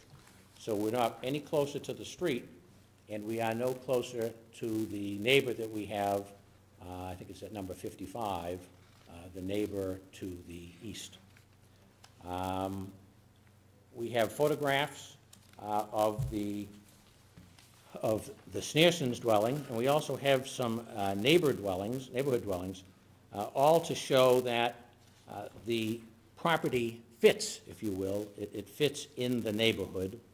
I've already talked about why, because of definitional terms, really, in your bylaw, why the trigger for the building coverage having gone up, even though I think it is important to note that, as I indicated, that structure got no closer, got no more non-conforming, if you will, as to front or side. In addition, even if you didn't consider 1.4% to be de minimis, certainly there was no detriment to the neighborhood caused by the replacement, if you will, of the porch with the 100 square foot storage area. Your standard also talks about whether or not what was done is consistent with architectural scale and style of your houses in the area. As you know, I'm sure, it's really quite a mix of different styles, architectural styles in that particular area. I would say that I couldn't find any consistency of any sort with respect to architectural style. But the size, I think, is certainly according to scale. This is not a situation where we are greatly enlarging a house surrounded by houses which are much smaller. And what I've indicated by way of the assessor's records as to the houses on both sides of 53 Puritan Road, you will see that the gross floor area as we have it and even as we propose to add to it is quite a bit smaller than the houses on both sides. I would suggest there were no adverse effects to the town or the neighborhood as a result of that addition. And as I indicated, the increase was at 1.4%. Your bylaw allows an increase of up to 3%, that is 10% of the 30% maximum lot coverage. And so we fall within all of the criteria for the issuance of a dimensional special permit. The Section 6 special permit, different standard. As I indicated, the reason we need the Section 6 special permit is that we're dealing with a non-conforming structure. The standard for a special permit here is that familiar one, that the extension is not substantially more detrimental than the existing non-conforming structure to the neighborhood. Now we're talking about the addition of the proposed master bedroom and master bath. All of that is at the rear of the property. It will not even be visible from the street.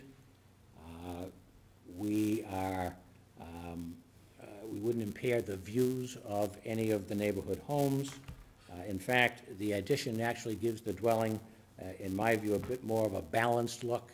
It's not so top-heavy to the front with only a single story at the rear, and you'll be able to see that at in the elevations, the proposed elevations that accompany the plan that accompanies that portion of the plan of the application. Again, I would suggest that the dwelling as proposed to be extended fits into the neighborhood nicely for all the reasons we indicated in connection with the dimensional special permit. And finally, the third special permit that we seek is a site plan special permit. Because we've added or will be adding a total of 910 square feet of gross floor area within a 5-year period. The standards for the issuance of the site plan special permit are found at section 5.3.20 and 5.480.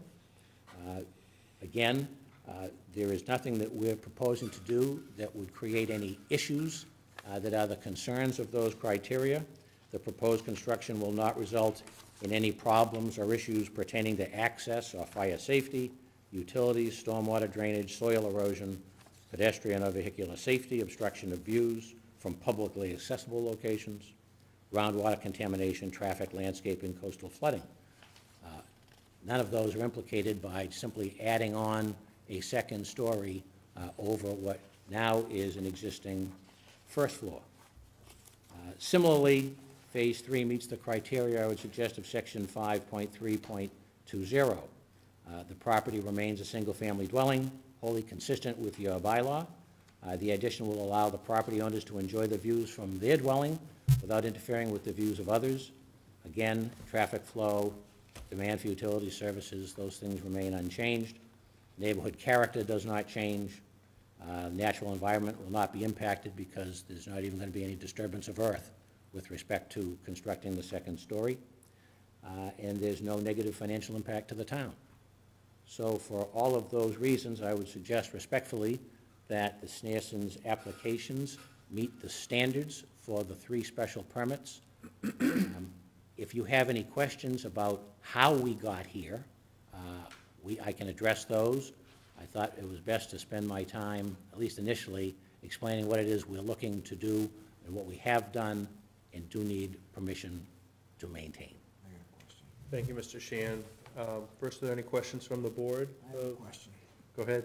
I'm confused, but before I'll precede that by saying, I think you did an excellent job of quantifying and putting all the, but I'm still confused on 2 issues.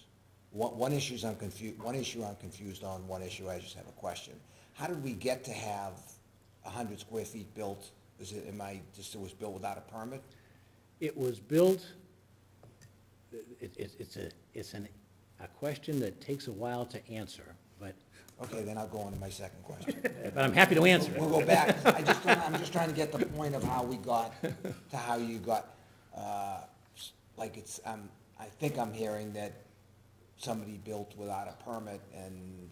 Somebody built with a permit which does not specify all of the work that the Sneersons accomplished in connection with phase two. They did the work in the front up top, but they didn't get the okay to, it wasn't shown on the building permit application to close on that porch. And they wouldn't have been able to do that. They didn't have the permit to do it for that part. They would have had to come to the board to get. They needed zoning relief and. There is no question that what we should have received was the dimensional special permit that we're seeking now. Okay, and that leads me to this question, and maybe I'm wrong, I'll pen it for the board. You can alter the maximum lot coverage by 10% for a dimensional special permit. Usually it's 20% for the other things, but 10% for lot coverage. But I don't believe that lot coverage, in other words, if you're at 70% lot coverage, I don't think you then get to spring off the 70%. I think you spring off the 30%, so it's 33% is the maximum lot coverage. You already started at 38, so therefore your 1.4 just compounds something that's, so I don't think you can get a dimensional special permit for this. You'd need a variance, or it wouldn't even be a section 6 finding because you're increasing it. So I think you need a variance. You can't get a dimensional special permit. Am I right or wrong? That's a great question. Kenny, am I right or Mr. wrong? Sheehan's how he answers that. You did a great job. Okay, Great job, I'm very thank you very much. I represent the butters, so. I'm gonna give you a chance. No, Ken. when Andy. Here. Why he's nodding his head, I think I'm saying it, that you can, it's 10% on 30%, it's not 10% over the amount that you're already over. Well, with all due respect, I'm going to suggest that is not I don't think that's the way you would interpret this portion of the bylaw. And the reason I say that is this bylaw piece anticipates taking a nonconformity and making it more nonconforming. So if we were, and therefore, because we're dealing with an existing nonconformity, I would suggest that the reading of this portion of the bylaw would be, your starting point is as you are nonconforming. Now you're going to become more nonconforming. How much more nonconforming can you become? So let's translate it into the more familiar, let's say, dimensional side yard setback. So I have a 10-foot side yard setback, and we would turn around and say, oh, you can actually build you can build it down to 8 feet, because you're gonna get 20% Right, but relief. it has, the language of 2.3.6.5 is interesting. We always deal with that dimensional side yard setback, all the time. Right. And it says the resulting structure will not exceed a dimensional requirement by up to 20% of the underlying minimum yard setback requirement. So that's clear, we're saying what the minimum is. But then it goes on, comma, up to 10% of the underlying lot coverage. It doesn't say minimum, it says underlying lot coverage or height requirement, and up to 50% of the underlying minimum open space requirement. Okay. And then it gives examples. There's my conundrum. I would read it the same all the way across the board. I can see your position saying, what you're trying to say. Language is just a little bit different when it comes to lot coverage. Well, but a height requirement, and you wouldn't suggest that, you wouldn't suggest It just wouldn't start from the seem to me, non-conforming. I'm already out of formula, and now I can go even more out of formula, as opposed to we tried to get to the point where, in the old bylaw, before we changed, it was like you come in and you give them, relief. We said, no, you can only get it up to 20%. And in my own mind, I would interpret that you can only get it up to 10% of the underlying stuff, then you have to go to a dimensional variance. I see that it's not consistently carried through, and you could make the argument that you're making.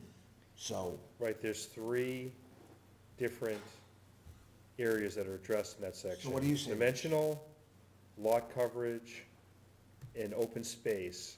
Dimensional uses the word minimum. Open space uses minimum, but lot coverage does not. It just says underlying lot coverage. But doesn't the parenthetical answer your question? That's, go give me your argument about it. I haven't gone through it all. Well, So Rich, we start with, for example, without limitation, where the underlying dimensional requirement allows a maximum lot coverage of 25%, a dimensional special permit may only be issued to allow up to 27.5% maximum lot coverage. Underlying dimensional requirement, a maximum, yeah. There It's it is. dealing with the maximum. Yeah, so it's 30, 33, not yeah. 39, 38.4, up to 40, It's 42. using, in that case, it's a maximum versus a minimum, reducing the minimum versus increasing the maximum. Right. But I agree, it's, So I don't know how you'd answer that question without getting a decision on that. I mean, it doesn't specifically give the example of where you're already out of bounds, but it would seem to imply that there's the maximum and then there's the absolute maximum. Because it would be intellectually incorrect, I would think, that if you happen to be on a site that was 85% lot coverage in a 30% lot covered area, that You they'd can say, make it oh, bigger. sure, you can Get go up to another 10%. 93.5. Right. right, well, I think I think Ken's got a comment about this, so why don't we? Rich, just- you had a comment. I'm gonna give you a chance to, address anything else, but why don't we just try to first keep it to this issue, Ken? What do you think? Oh, I have a lot more than just this. I'm sure you do, but I think we wanna just first debate this. I'm not sure if we can keep on going. This may be dispositive Well, on the, so let- that's let- why I'm asking. Just on a procedural note, there are 2 very different situations that you're dealing with, and they've been bifurcated into 042A and 042B. 042B is what hasn't yet happened. It's a request.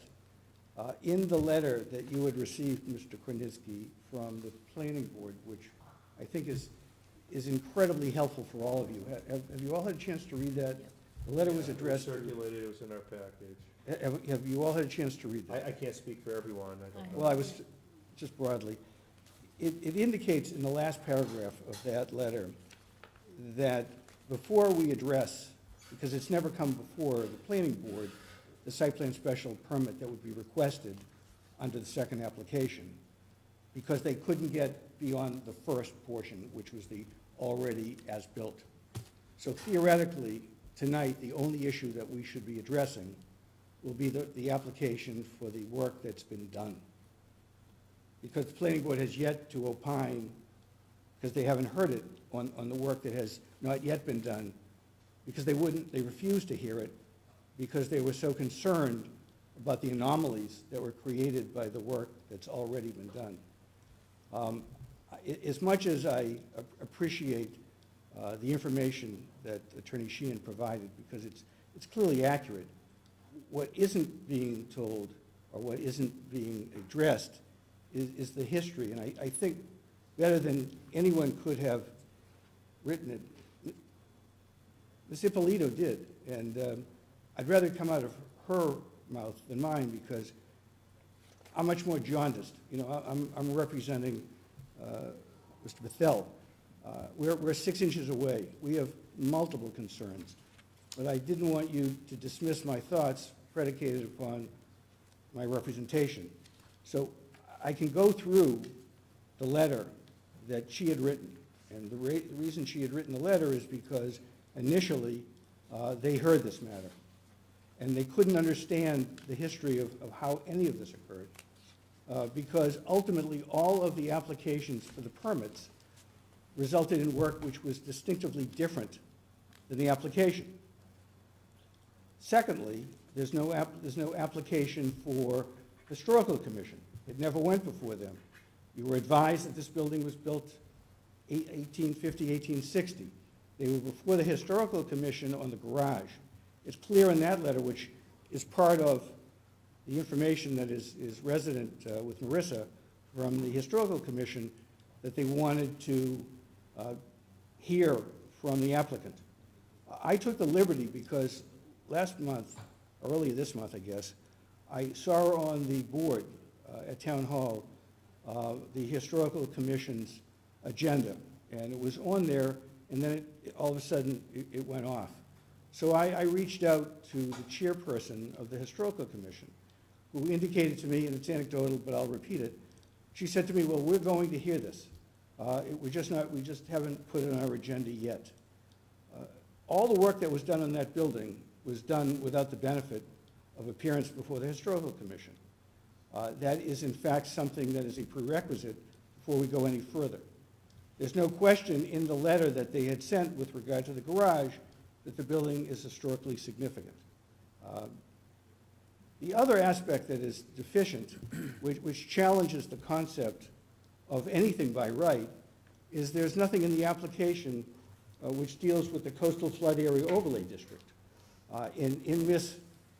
Ippolito's letter, she specifically identifies saying the property is currently located within the Coastal Flood Area Overlay District. In fact, it lies half in the VE zone and half in the AE zone. The residence itself is fully within the coastal bank. There is nothing in the application that addresses that. I don't know how we can even move forward on this. I think we're in a position now where the applicant is asking for something that I've never seen asked before in the close to 40 years I've ever been involved with the board, both as a petitioner as well as a member, which is work has been done, applications have been submitted, work has been done that doesn't even comport with the application. This is what the building used to look like. Look like this. The building now looks like this. The building was defaced. There's nothing that can be done to return this building to its original condition. Well, I guess there could be, but that's something that I think is well beyond the authority of this board. And they have the audacity to suggest that this board should cleanse themselves of the history of this and look solely upon the bylaw. Because he's right, the bylaw does give you authority, but it doesn't give you authority to rectify that which was done without the benefit of a permit, because nothing was done with a permit. The other thing that's sadly mistaken is there is a third aspect that they don't even address, and that, Mr. Baldacci is here and he can speak for himself. In his letter, which is dated February the 16th, he said the relief requested should also include the proposed roof deck. Now, the proposed roof deck is on the other side, not on the eastern side, which will be constructed above the existing first floor bathroom bump out. The construction will also be within the side yard setback. There's no request for that at all. So I'm not sure where we stand. The applicant may decide that he wishes to withdraw, or he can ask this board to vote on the one issue that technically is before it, which is the issue for the work that's already been done without the benefit of a permit. But there are no permits right now, other than permits that were not acted on according to the applications themselves. Yes, Mr. Kuniski. What about the work that was done with the change to the facade and the front? Was there a building permit pulled at that time? My understanding was there was a building permit that didn't include all of the work, it included some of the work. Is that incorrect, my understanding? Maybe you can better answer that than I. The former building commissioner, Max Casper, issued a building permit for the interior, got out, remodeled kitchen, baths, exterior shingles, windows, and miscellaneous. So that was the permit that was issued.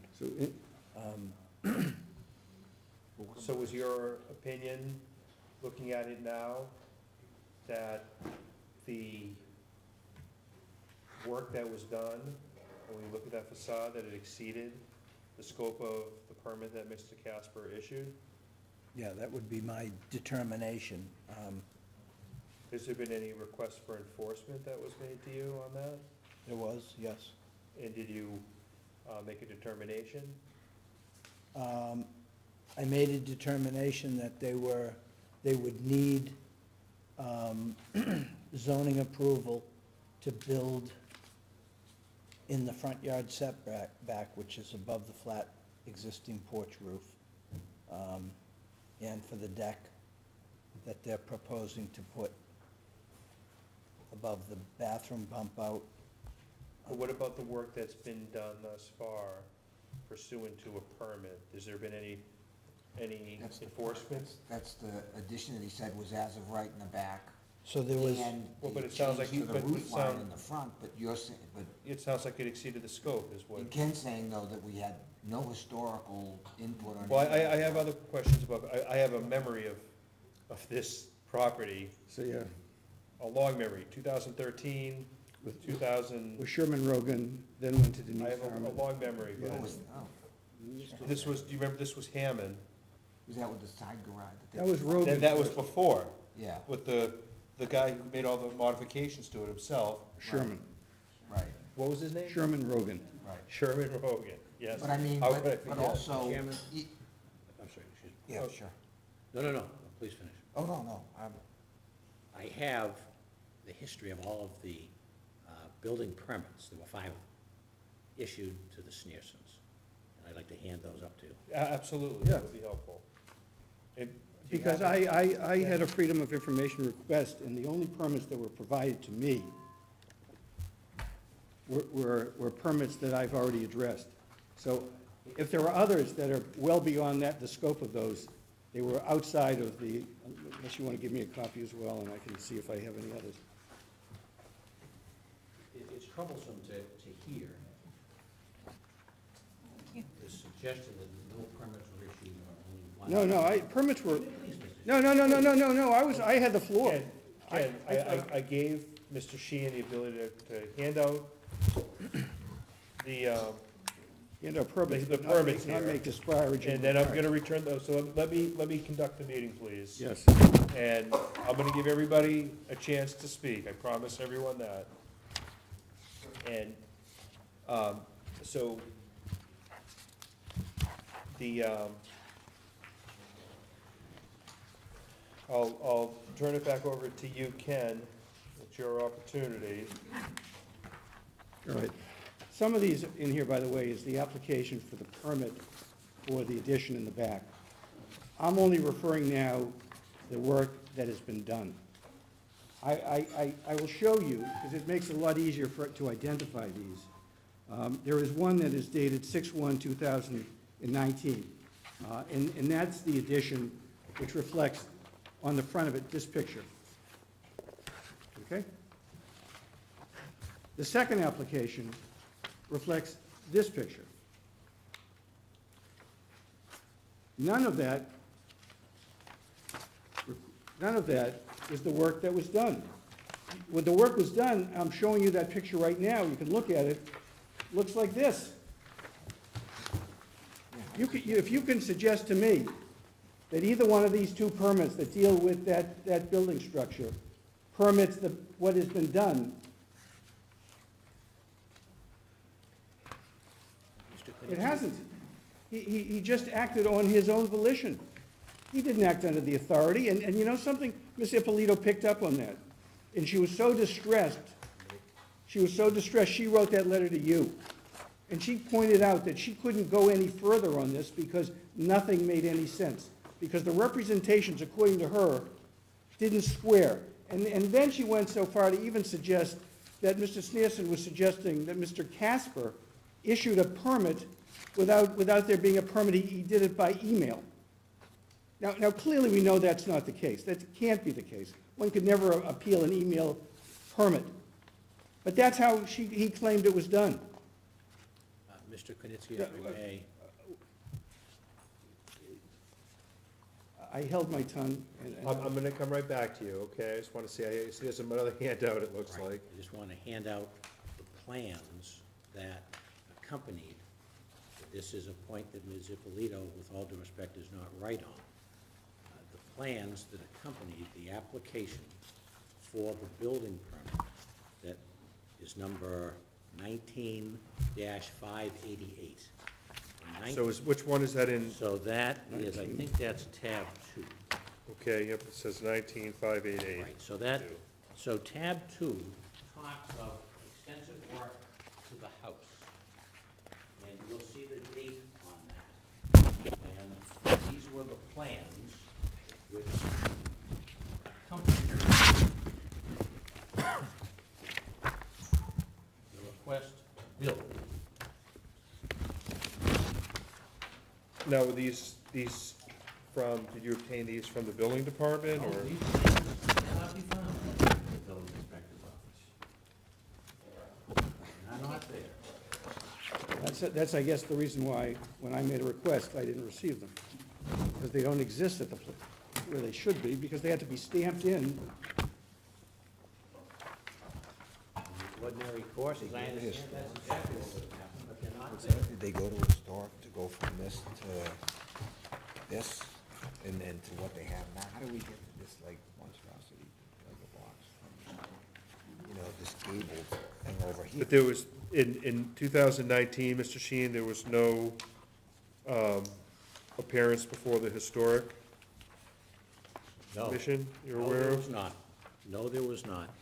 As I understand it, if I've read your general ordinance properly, what happens is the person seeking a building permit submits his application for building permit to the building inspector, who then makes a determination initially whether or not the historical commission is to get involved.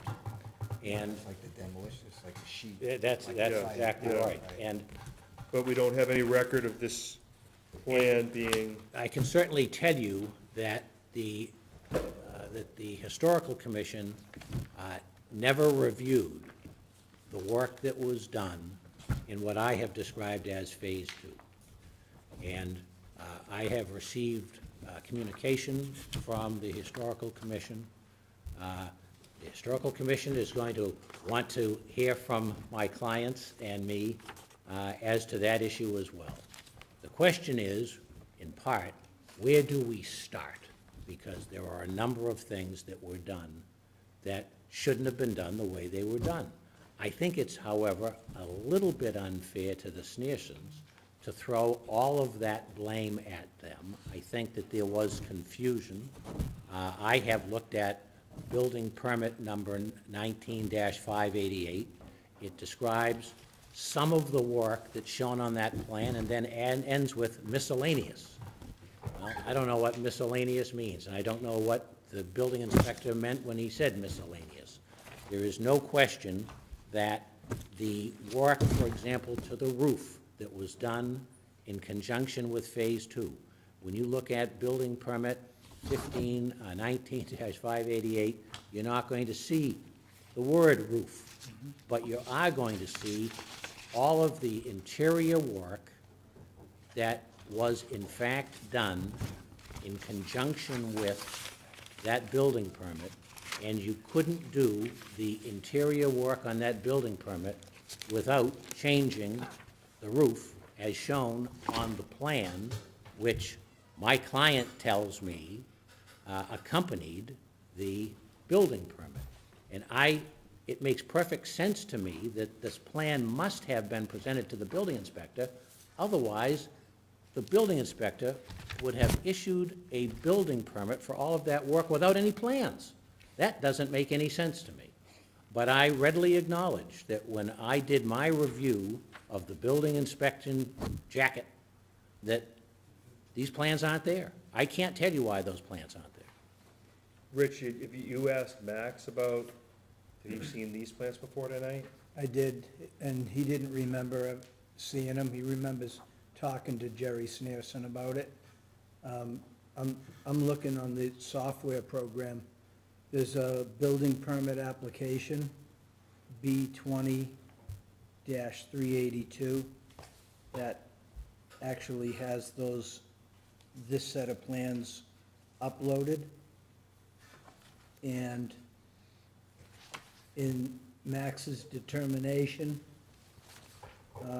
he says that after discussion with the homeowner and the architect, they will be submitting a new permit and plan set indicating compliance with FEMA regulations, and he denied the permit on August 21st, 2020.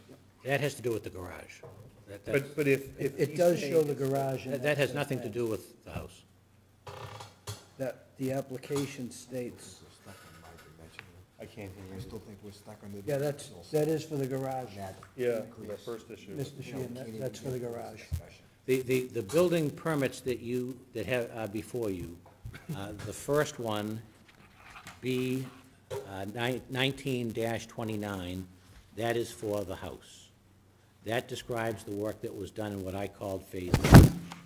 The second building permit, number 19-588, is what I have described as the work in phase 2.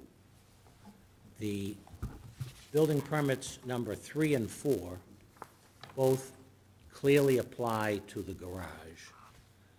Permit number 5 recites that it pertains to an accessory building, so I take it that it applies to the garage.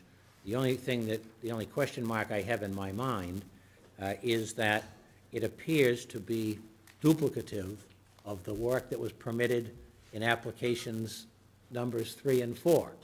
So, but I take it that what you have before you as permits 3, 4, and 5, that they all apply to the garage, and 1 and 2 apply to the house.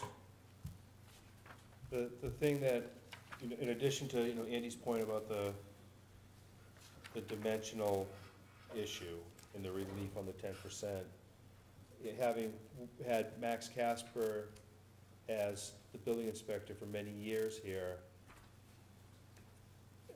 it's been my experience that if he had the slightest doubt it was coming here to the ZBA. I don't know if the other board members felt that way, so I just can't seem to get my mind around. If he'd let this slide. What? Yeah, how this would get through. Well, let me tell you one reason that it may have. The only reason that phase 2 triggered any request for a zoning relief at all was that conversion. Footprint of the building, of the house stayed the same. Footprint's the same. But there's a conversion of space that had not been building, therefore not part of lot coverage, which becomes part of lot coverage. Because you covered it. Because it's now got 4 walls and a roof instead of no walls and a roof. That's a very, very fine point. I don't know Mr., is it Casper? I don't know him at all, but that would be, and that's the only reason that any zoning relief is sought in phase 2. But I still say, Mark, that I couldn't vote on 2, because we have to determine if it's 10% of 30 or 10% of whatever the coverage is. We have Oh, I to know which agree. one's correct. That's a So I think threshold my- issue for this board to So I determine. couldn't, so I'm a no if we're going forward on that, like, on Right, the but dimensional special permit. the big thing here that my I know job it's- is to make a record. Right. Okay? Make findings of fact. There's a lot of facts that need to be found here. And to Mr. Rose's point, again, at the suggestion of the chair, we did, in our application with respect to phase 2, we asked for a dimensional variance in the event and to the extent it is Yeah. necessary. Yep. So it is before you. Right. Right, the authorities before us, I can tell you that, my experience on the board, it's been extraordinarily rare that we've granted a variance. And I understand that, and I would suggest that because of the reason, you have no practical, no harm, no injury, no practical significance to the technical increase in building coverage. But I think it's more than just the technical increase in building coverage. I think Ken's illustration of looking at It's changed the the whole, current the building. to the we had this to this, that's, or to the current photo, that's the struggle that Is there any way to put these building permits on the screen? Oh, sorry. Oh, you don't Or have a something, just copy take a of picture it. and text it to me? I don't think this is gonna get decided tonight, I can tell you. I'm trying to think. I can get into Viewpoint, right? And download the ones that were just, if we have them in Viewpoint. It's a lot of information, Heather. Let me There's- see, Heather. There's 5. That's fine, if it's probably, I can read it in between now and the next meeting probably. Okay. And, Mr. Chairman, even though you're right, there is a tremendous change to the look of that building by way of Phase 2. But the only thing that triggered the need to come before this board is that one issue where we... That's, everybody gets caught. Can I ask a question? Well, I understand, but... Hang on 1 second, please, yes, Paula? Did phase 1 ever get signed off on? No, And did phase 2 ever get signed off on? no. So I'm confused, if they were, if the permits were never signed off, how are we? There were, That's what they're asking. Part of what they're asking is for us to cleanse the history, and then But then, We're asking... Right, so the petitioner is giving us a roadmap as to how we can cleanse all of the changes that have been done, closing your room. in which is, following his path on what we need, including potentially giving a dimensional variance. And Mr. Schutzer is arguing, no, you can't follow that path because you can't make those findings. I just want to give this gentleman in the rear, he's raised his hand for the last 20 minutes. I finished, but if I'm you gonna let- come back, we're not gonna finish tonight. Have to finish. Yeah, okay, fair enough. My name is Jonathan Lehman. I'm a precinct 6 town meeting member, and I'm also on the Swampscott Historical Commission. I have a little bit of information on the house we're talking about. It was built 161 years ago. It's known as the John McDonough House. And it's described as Greek Gothic revival, 1.5-story gable structure with a 1.5-story cross gable structure. And the steeply pitched roof line is Gothic, while the front entrance in the porch we've been talking about is Greek revival. Probably the most distinctive feature of this home is the roof line, which is also pictured in the building permits, and it's still here. But having gone by recently, the roof no longer exists, and it's now essentially a box with a hip roof and not a gable roof. In fact, it doesn't even resemble this, where there are some clear soffits there. There are no soffits at all. So it doesn't look like this, and it certainly doesn't look like the original structure, which, by the way, is on the Massachusetts Historic Cultural Site. So it's a registered house. And typically, before there's any demolition or partial demolition on a house, the Historical Commission would hear about the proposal. And of course, as you've correctly stated, we haven't yet. So I can only speak for myself. I can't speak for all the members of the Historical Commission.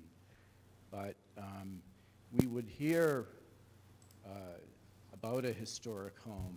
And certainly this house, given its age, is very significant. It's correct, there's a mixture of houses in the neighborhood, but this one is particularly significant, significant enough that it was registered. So there is a meeting scheduled for the Historic Commission to talk about it, but of course my concern is the changes that were made and how they've... Could you keep your voice up just a little bit, please? Sorry. the changes that were made and how they've basically taken the very historic nature of the home. So personally, I'd like to see that restored to its prior condition. That would be my recommendation. But again, I'm speaking for myself only and not for the entire Historic Commission, but just so you get an idea of the input that I would have at a later meeting, that would be my recommendation. Thank you, sir. Hey, Mark. I mean, I think we have the conundrum that if you go for a building permit, then you get circulated to fire, health, historic, et cetera. But if you're not telling them that you're gonna do any demolition or partial demolition of, inside, not the outside of a building, then you're not gonna, if it's a demo permit, you have to go, I think the burden's on you to go to historic, not for the building inspector to tell you to go to historic. And so they wouldn't have known if they didn't. But even if you're replacing the windows, it said windows on the request for relief, you think that would trigger it? I know windows is always. Yeah, absolutely. But we don't even have a record of these plans being in the file. We don't have a stamped copy of it, which is quite unusual. In your experience, is that something that happens regularly or irregularly, Rich? Normally, I require a full set of plans, and I'm sure Max would have too. I mean, the recent history, since all of these permits, we've been scanning everything in, and. This doesn't sound like Max, I mean. No. I mean, if I can address how we got here. I would love that. I mean, I don't. You can explain it here. Less than 5 years. Once that permit had issued, on July 1st, Max became the facilities coordinator, and the town of Swampscott didn't have a building inspector till I was hired at the end of October, so that was almost 4 months. And the first time, I can drive around town and assume that everybody has a permit, but until somebody tells me what's going on over there, which the abutter did in this case, and I did some research, I made the determination that they didn't have a permit to build that second story, so. Just so I'm clear, July 1 of 19 or 20? Of 20. So it's during all this COVID and July 1 until, what's the other date when you came on board? I think it was July 1 of 19. October, the end of October. What's that? No way It was pulled in there. anybody would take the building as it was and let it turn into what it is now, in the context of filing permits, historic, et cetera. This guy's saying it's the greatest house on that road, and it doesn't, you can't pretend that it's just like a minor change. This is like. Well, I remember this structure when it was before us, when Hammond wanted to do a vestibule to connect the garage. Right. And that was, she withdrew without prejudice in 2013, and a lot of it was the historic nature. There were zoning issues, and then I remember the garage, the mess that was created with Rogers continually doing work without permits in there. Rogan. Sherman Rogan. Sure, yeah, sure. So when what year was that? At least 10, probably 13 years ago. I was gonna say, I've been here 16 years or so. I remember. And it was early I on. remember him coming. Yeah. And defending himself. Yeah. Yeah, he was pro se, and it was, we had to have at least 8 meetings on that one.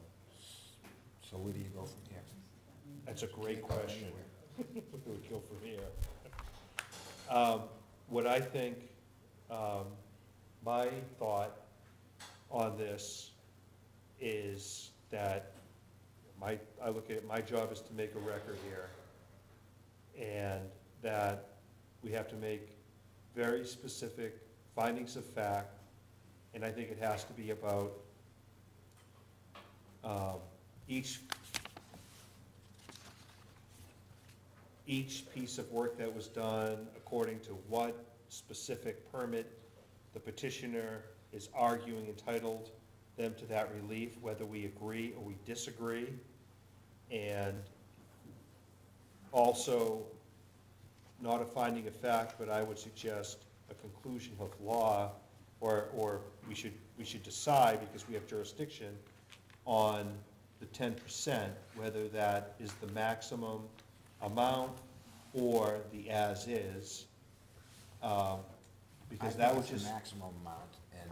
Right, but I want to give both sides the opportunity to address it in a very brief memo to us. And I would also ask for proposed findings of fact that you're asking this board to make, and I would go through them one by one and look to see which ones we want to adopt, because I clearly see that we need to make a record here, because if, for instance, we grant the relief to cleanse this project, I expect there's going to be an appeal by the abutter. If we similarly deny the relief based upon the 10% issue, the work not meeting, the work that was done without a permit, or proposed work not meeting the standards of our bylaw for findings, I expect that there similarly will be an appeal. So I think I've got to make a very good record of what our findings of fact are that support our conclusion. And I'd ask for each side to give us a brief list of findings of fact. Do you not need, like, historic to be Yeah, weighing in well, on I think this? there's a lot of prerequisites before we get to this point. You know, how are you gonna, like, just. Chairman. I think there might be, but I I don't think we need to get to your point quite yet. Don't you need to be verified that you didn't? Well, What about the special, you know, the. They got they should have gotten a copy of the petition for relief and had the opportunity to fill out the form. That form goes to everybody in town, and they can comment. You know, we got comments from others.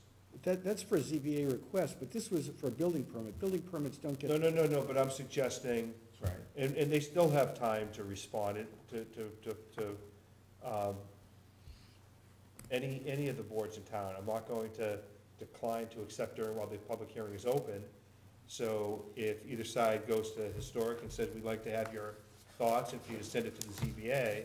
Historic is going to, because I've spoken to them, they're going to schedule a hearing on this.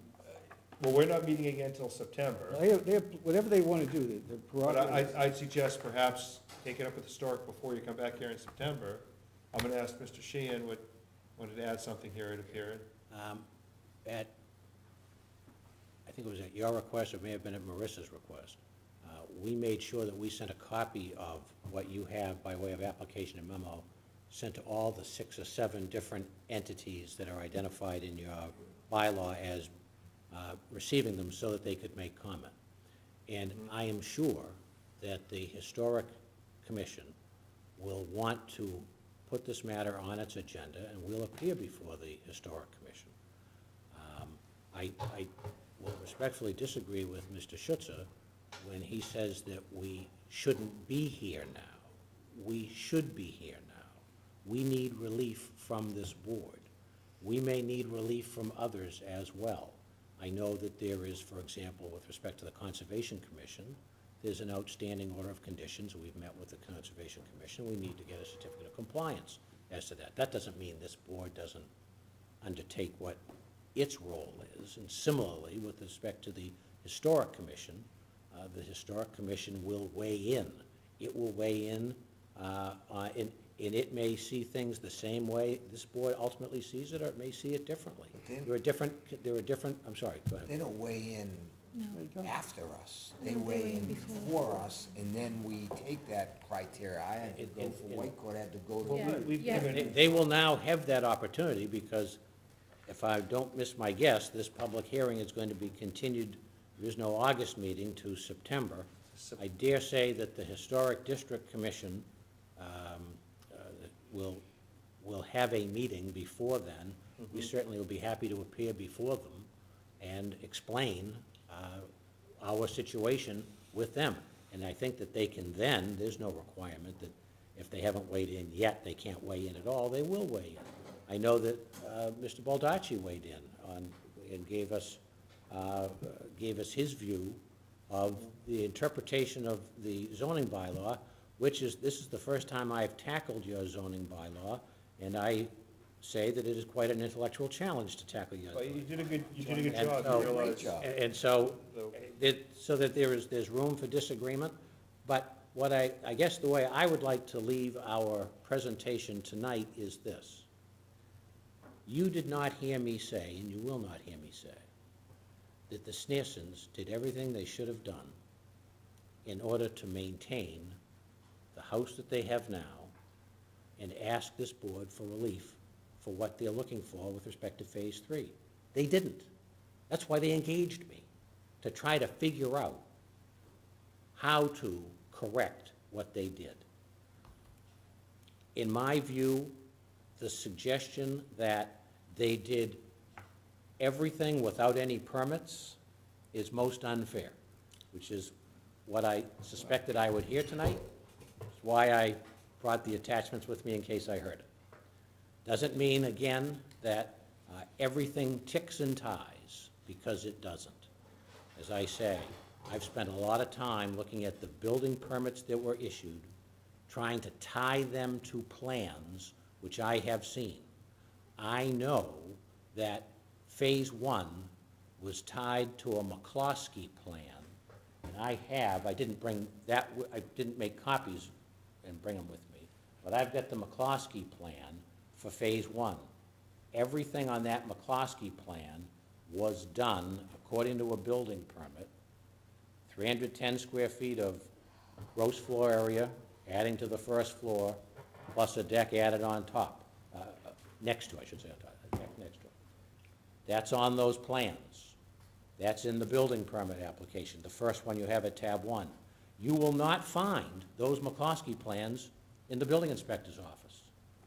It defies imagination that that building permit issued for exactly the same work as the McCloskey plan shows, without the McCloskey plan ever having been in the Swampscott building inspector's possession.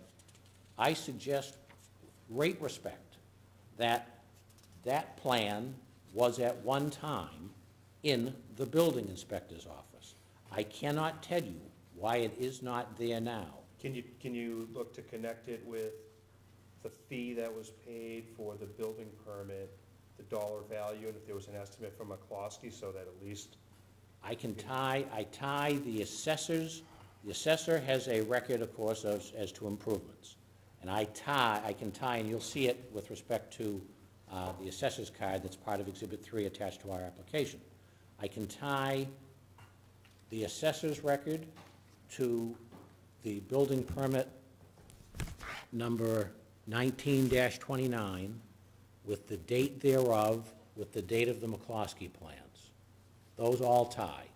But you will not find, at least when we checked with the building inspector's office, the McCloskey plan is not there. Similarly, I can tie building permit 19-588 to the plan that I've just handed out, to the assessor's record showing the second correction, second addition, I should say. That was a $91,000 addition for the work that was done primarily to the interior, but also, without question, changing the facade, second-story facade, and changing the roof. As I said, I cannot imagine, and particularly with the way you've described the building inspector of many years here, there cannot be a way that he would have issued building permit 19-588 without ever seeing plans. That would be nonsensical. And I would suggest respectfully that the plans that he saw are the plans that I handed out. Now, Who else gets those plans? That's what I'd like to know. Anybody else get a copy of those plans when they're filed with you? So electronically, at the time of the application, they're uploaded into the permit program. So, Does a hard copy go to anyone that they might still have, fire, or? Yeah, all the boards would receive a copy. That's why we have to give out 14 On, copies. on just the building permit? No, of the application, and the plans that go with the application. No, but this is just a building permit. But I'm looking for the You need an application with plans to get the permit. You need the 14 sets to cover the ZBA, you don't need 14 sets to go to the. No, Right. that's true. I'm looking for I have a specifically the question. McCloskey plans. Did they wind up with another board?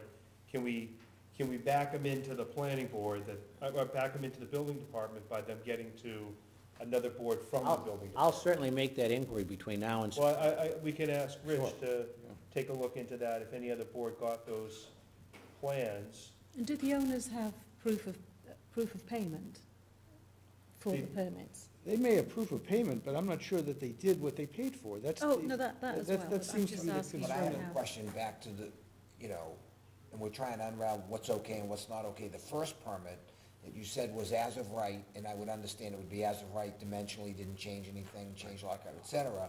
I don't. Does it still need the coastal flood because of Thank you. the location on the edge, which then would have meant that it had to come Before to the the ZBA. board? Look, but if the guy, you know, the applicant might have gone to the building inspector, says, what do I have to do? And the guy said, yeah, it's as of right, and gave him a permit, and he walks out and didn't do anything nefarious. That doesn't legitimize the permit, though. That's correct. You know? That's certainly what happened with respect to phase one. Right. There was never any suggestion that I'm aware of that everything that was done by way of phase one was not done properly, was not done in accordance with plans or anything else. I don't think there's any, with respect to the coastal flood plan, I don't know your answer to your question. Okay. But I can tell you that everything ties with respect to phase one. I don't want to suggest, because you made a point, I don't want to suggest that that the Sneersons have built everything as shown in this plan. They did not. All I'm saying is, the notion that these plans were not part of the pulling of the building permit, 19,588, makes no sense to me, because what you're saying, if you say that, is that the building inspector issued a building permit 19-588 without any plans. Or with different plans. All with different plans, but In but the only, Jesus, the- I'm gonna give you the last chance, Ken, so Thank you. hang on. I'm just, the only plans which tie by date with the phase two work are the plans that I have handed out tonight. Because you'll see that those plans are dated, I believe, October 29, and we're talking about a building permit that issued on November 1. So we need historic input, we need historic input. We need to get a decision whether it's 30% and 3. Well, that's us to make that. I think we can We make. have to ask. It's our- you can ask town council if you Yeah, like. We can ask town Why don't we ask council, town or council how to if interpret we felt that we couldn't interpret it, I mean, I just say, I think it's the way I'm thinking it, which is detrimental to Mr. Sheehan. I I wanna- could be wrong as well, so just tell me the bylaw, I can read it if someone tells me what the bylaw is. And Mr. Rose, I'll make that inquiry even more complicated, because there is a factual component to it. When you ask Mr. Baldacci what our lot coverage is, he doesn't calculate it at 38%, he calculates it at 31.4%, which would be within Perfect. the 3%, even if my interpretation is wrong. well, that's a factual inquiry. That's a factual inquiry. I don't want to leave tonight without making that point, because I wasn't concerned about, frankly, about Mr. Baldacci's calculation of lot coverage because of the way I've interpreted the 10%, meaning 10% of 30%, 3% Yeah. on top of what we have. But to the extent I'm wrong on that, then Then you'll go to Mr. Baldacci and I will get together again on the lot coverage. Well, I'd ask Rich, to give us an opinion on that, your opinion on that for the next meeting or before, for you to review it and to make your finding on what the lot coverage is at each phase, whether it's changed or not. So I think that's a very important opinion, factual finding. Right. So before I continue for the, to the September meeting, with your approval, in agreement to sign a continuance form to September, I'm gonna let Mr. Schutz, I promised him I'd give him another opportunity to address anything else that he needed to, knowing that we're gonna have another meeting on I was this. sort of in the middle of my thoughts when Mr. Sheen decided to pass out copies of the permits, and then everything sort of stopped, and I was not permitted to complete what I was saying. You know, a question was asked, and the answer is in the Ippolito letter, and the Ippolito letter is the result of a hearing before the planning board that I attended virtually. Mr. Sheehan was not there. Mr. Sheehan's client was there. And Mr. Sheehan's client made certain statements, one of which is incorporated in this letter, which said, the petitioner states that he was informed verbally by then building inspector Max Casper that he was able to move forward with the plans. That's what he said.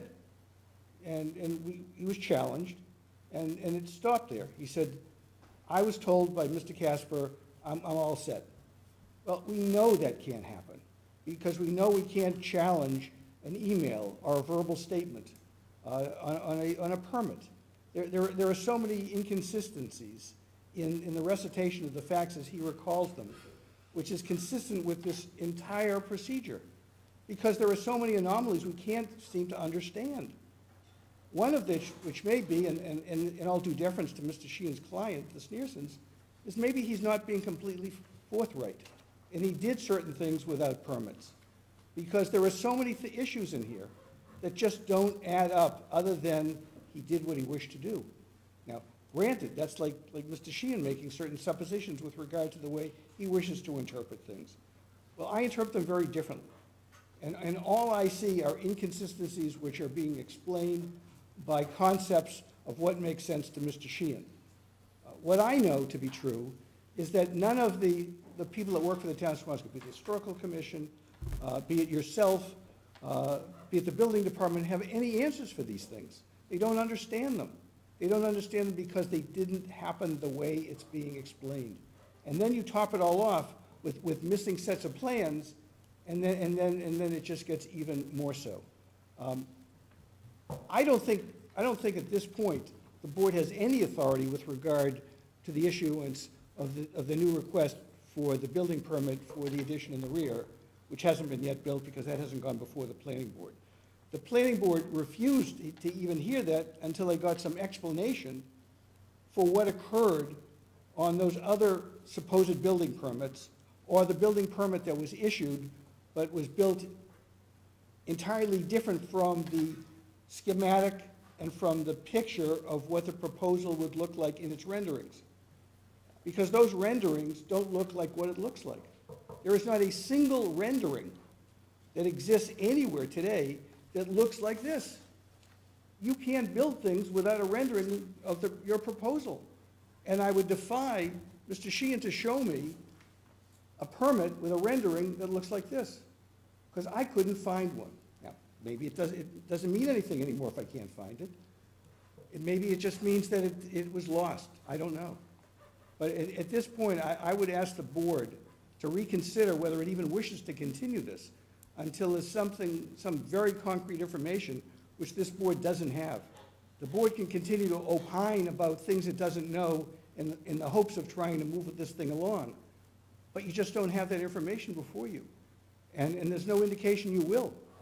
I think that the Historical Commission may take a position, and I can't speak for them. I could hear one gentleman say, this is one of the most historic homes that's been decimated. We want them to put it back to the way it was. Maybe that's where we should be going. Because right now, I don't think that this house should ever have an occupancy permit, because that would be putting the stamp of approval on somebody who has defied the town ordinance, who's acted on his own volition, who blatantly said, I can do whatever I want. because that's not the message you want to go out to everybody else. Because that would sort of vacate the importance of all these administrative boards, if you can do whatever you want, and then come back and plead ignorance, mea culpa. It doesn't work that way. It's never worked before, and it shouldn't start now. Thank you very much for your time.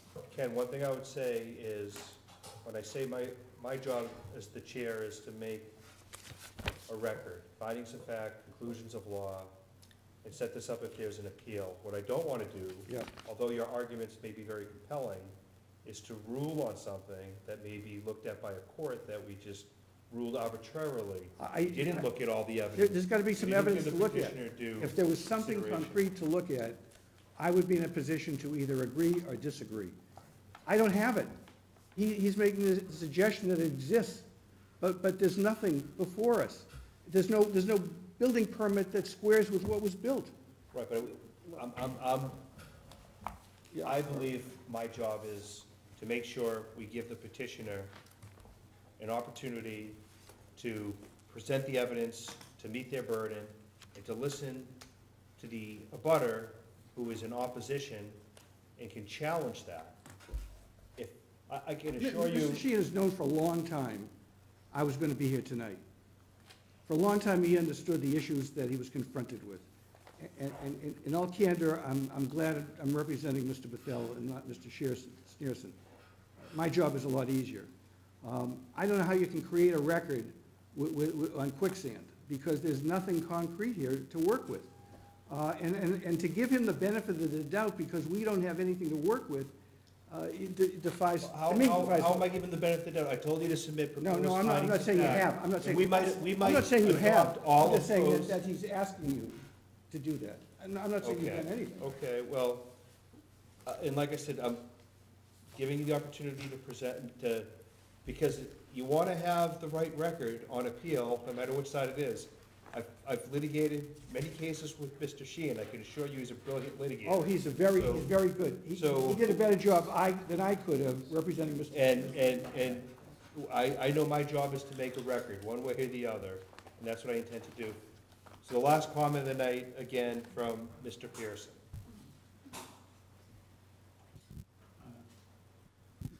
Jonathan Lehman. Again, when the Historic Commission is presented, we do see plans, and I'm looking at something here that says no changes to second floor. I'm looking at the same roof line and the same porch.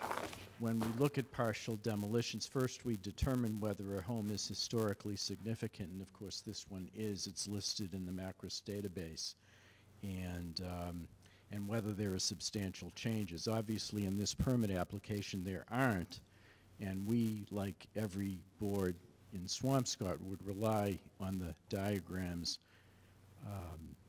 But what's there now, obviously, is significantly different, and I'm quite certain that the Historic Commission would not approve the structure that's there now, because it's essentially been obliterated. So I just wanted to be sure that there's no ambiguity here about that. Thank you. When were those plans that you have dated? January 29th, 2019. And those were in conjunction with the building permit that are these the plans that we've been looking for that are now tied specifically to a building permit? Those plans are plans pertaining to the garage. There was a change in the garage. There was a request to make alterations to the garage. The matter went to the Historic Commission. The Historic Commission determined that the garage was of historical significance because it may have held a plane that was in existence back in 1915. And there was a grant to the Schneersons of a demolition permit as to portions of that garage. And so what you have, so the plans that Mr. Pearson is referencing, I believe, are to that garage. And all of the work that was done to the garage was done in accordance with the Historic Commission's okay, in contrast to the house. I'm looking at rear addition. There's no garage in this at all. This has to do with the addition on the rear. And it's the section we just were handed, section 1A3. And it relates to a rear addition. And it shows the front of the building as well, along with the existing porch. Isn't that your rear Mr. Chair, may I ask a question of Mr. Pearson? May I ask a question of Mr. Pearson? Yes, you may. Mr. Pearson, is Lehman is the Lehman. name. Oh, I'm sorry. I apologize. I apologize. I had it wrong.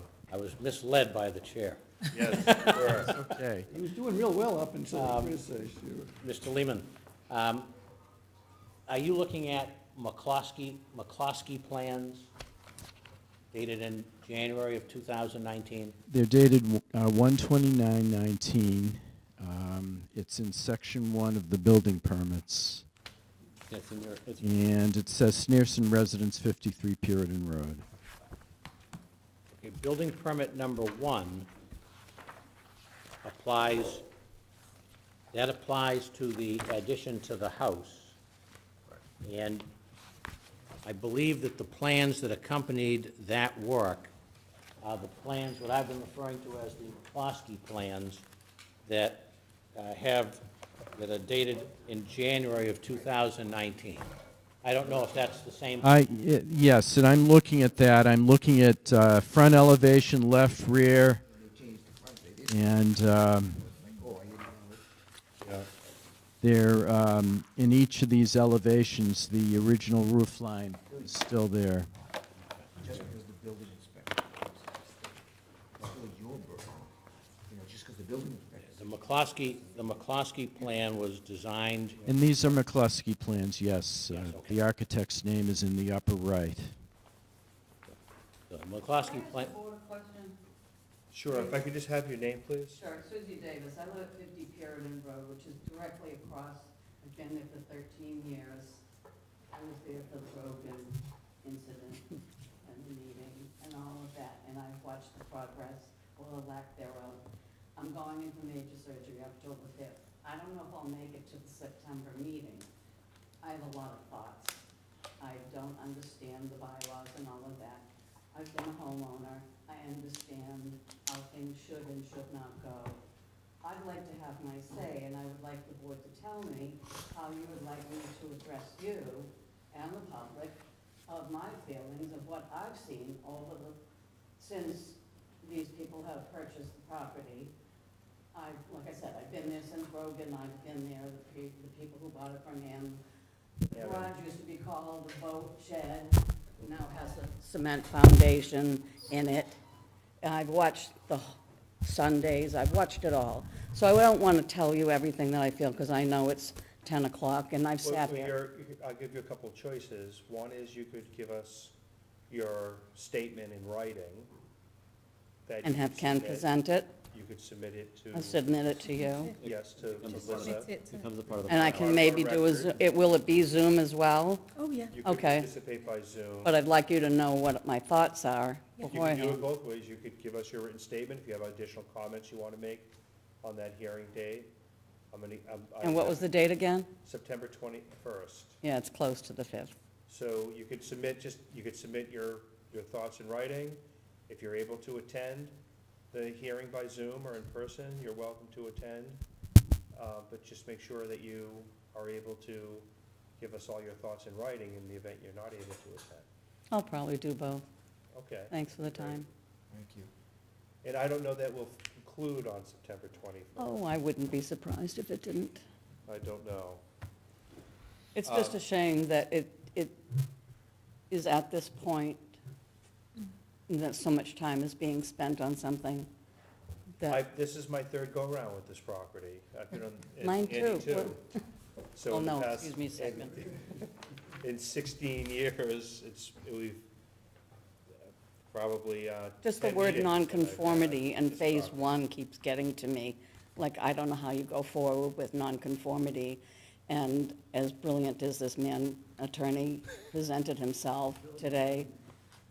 We may not, but I think we got to think about that question of the lot coverage. That may be a fatal argument to petitioner, and we may not get beyond that after our next meeting.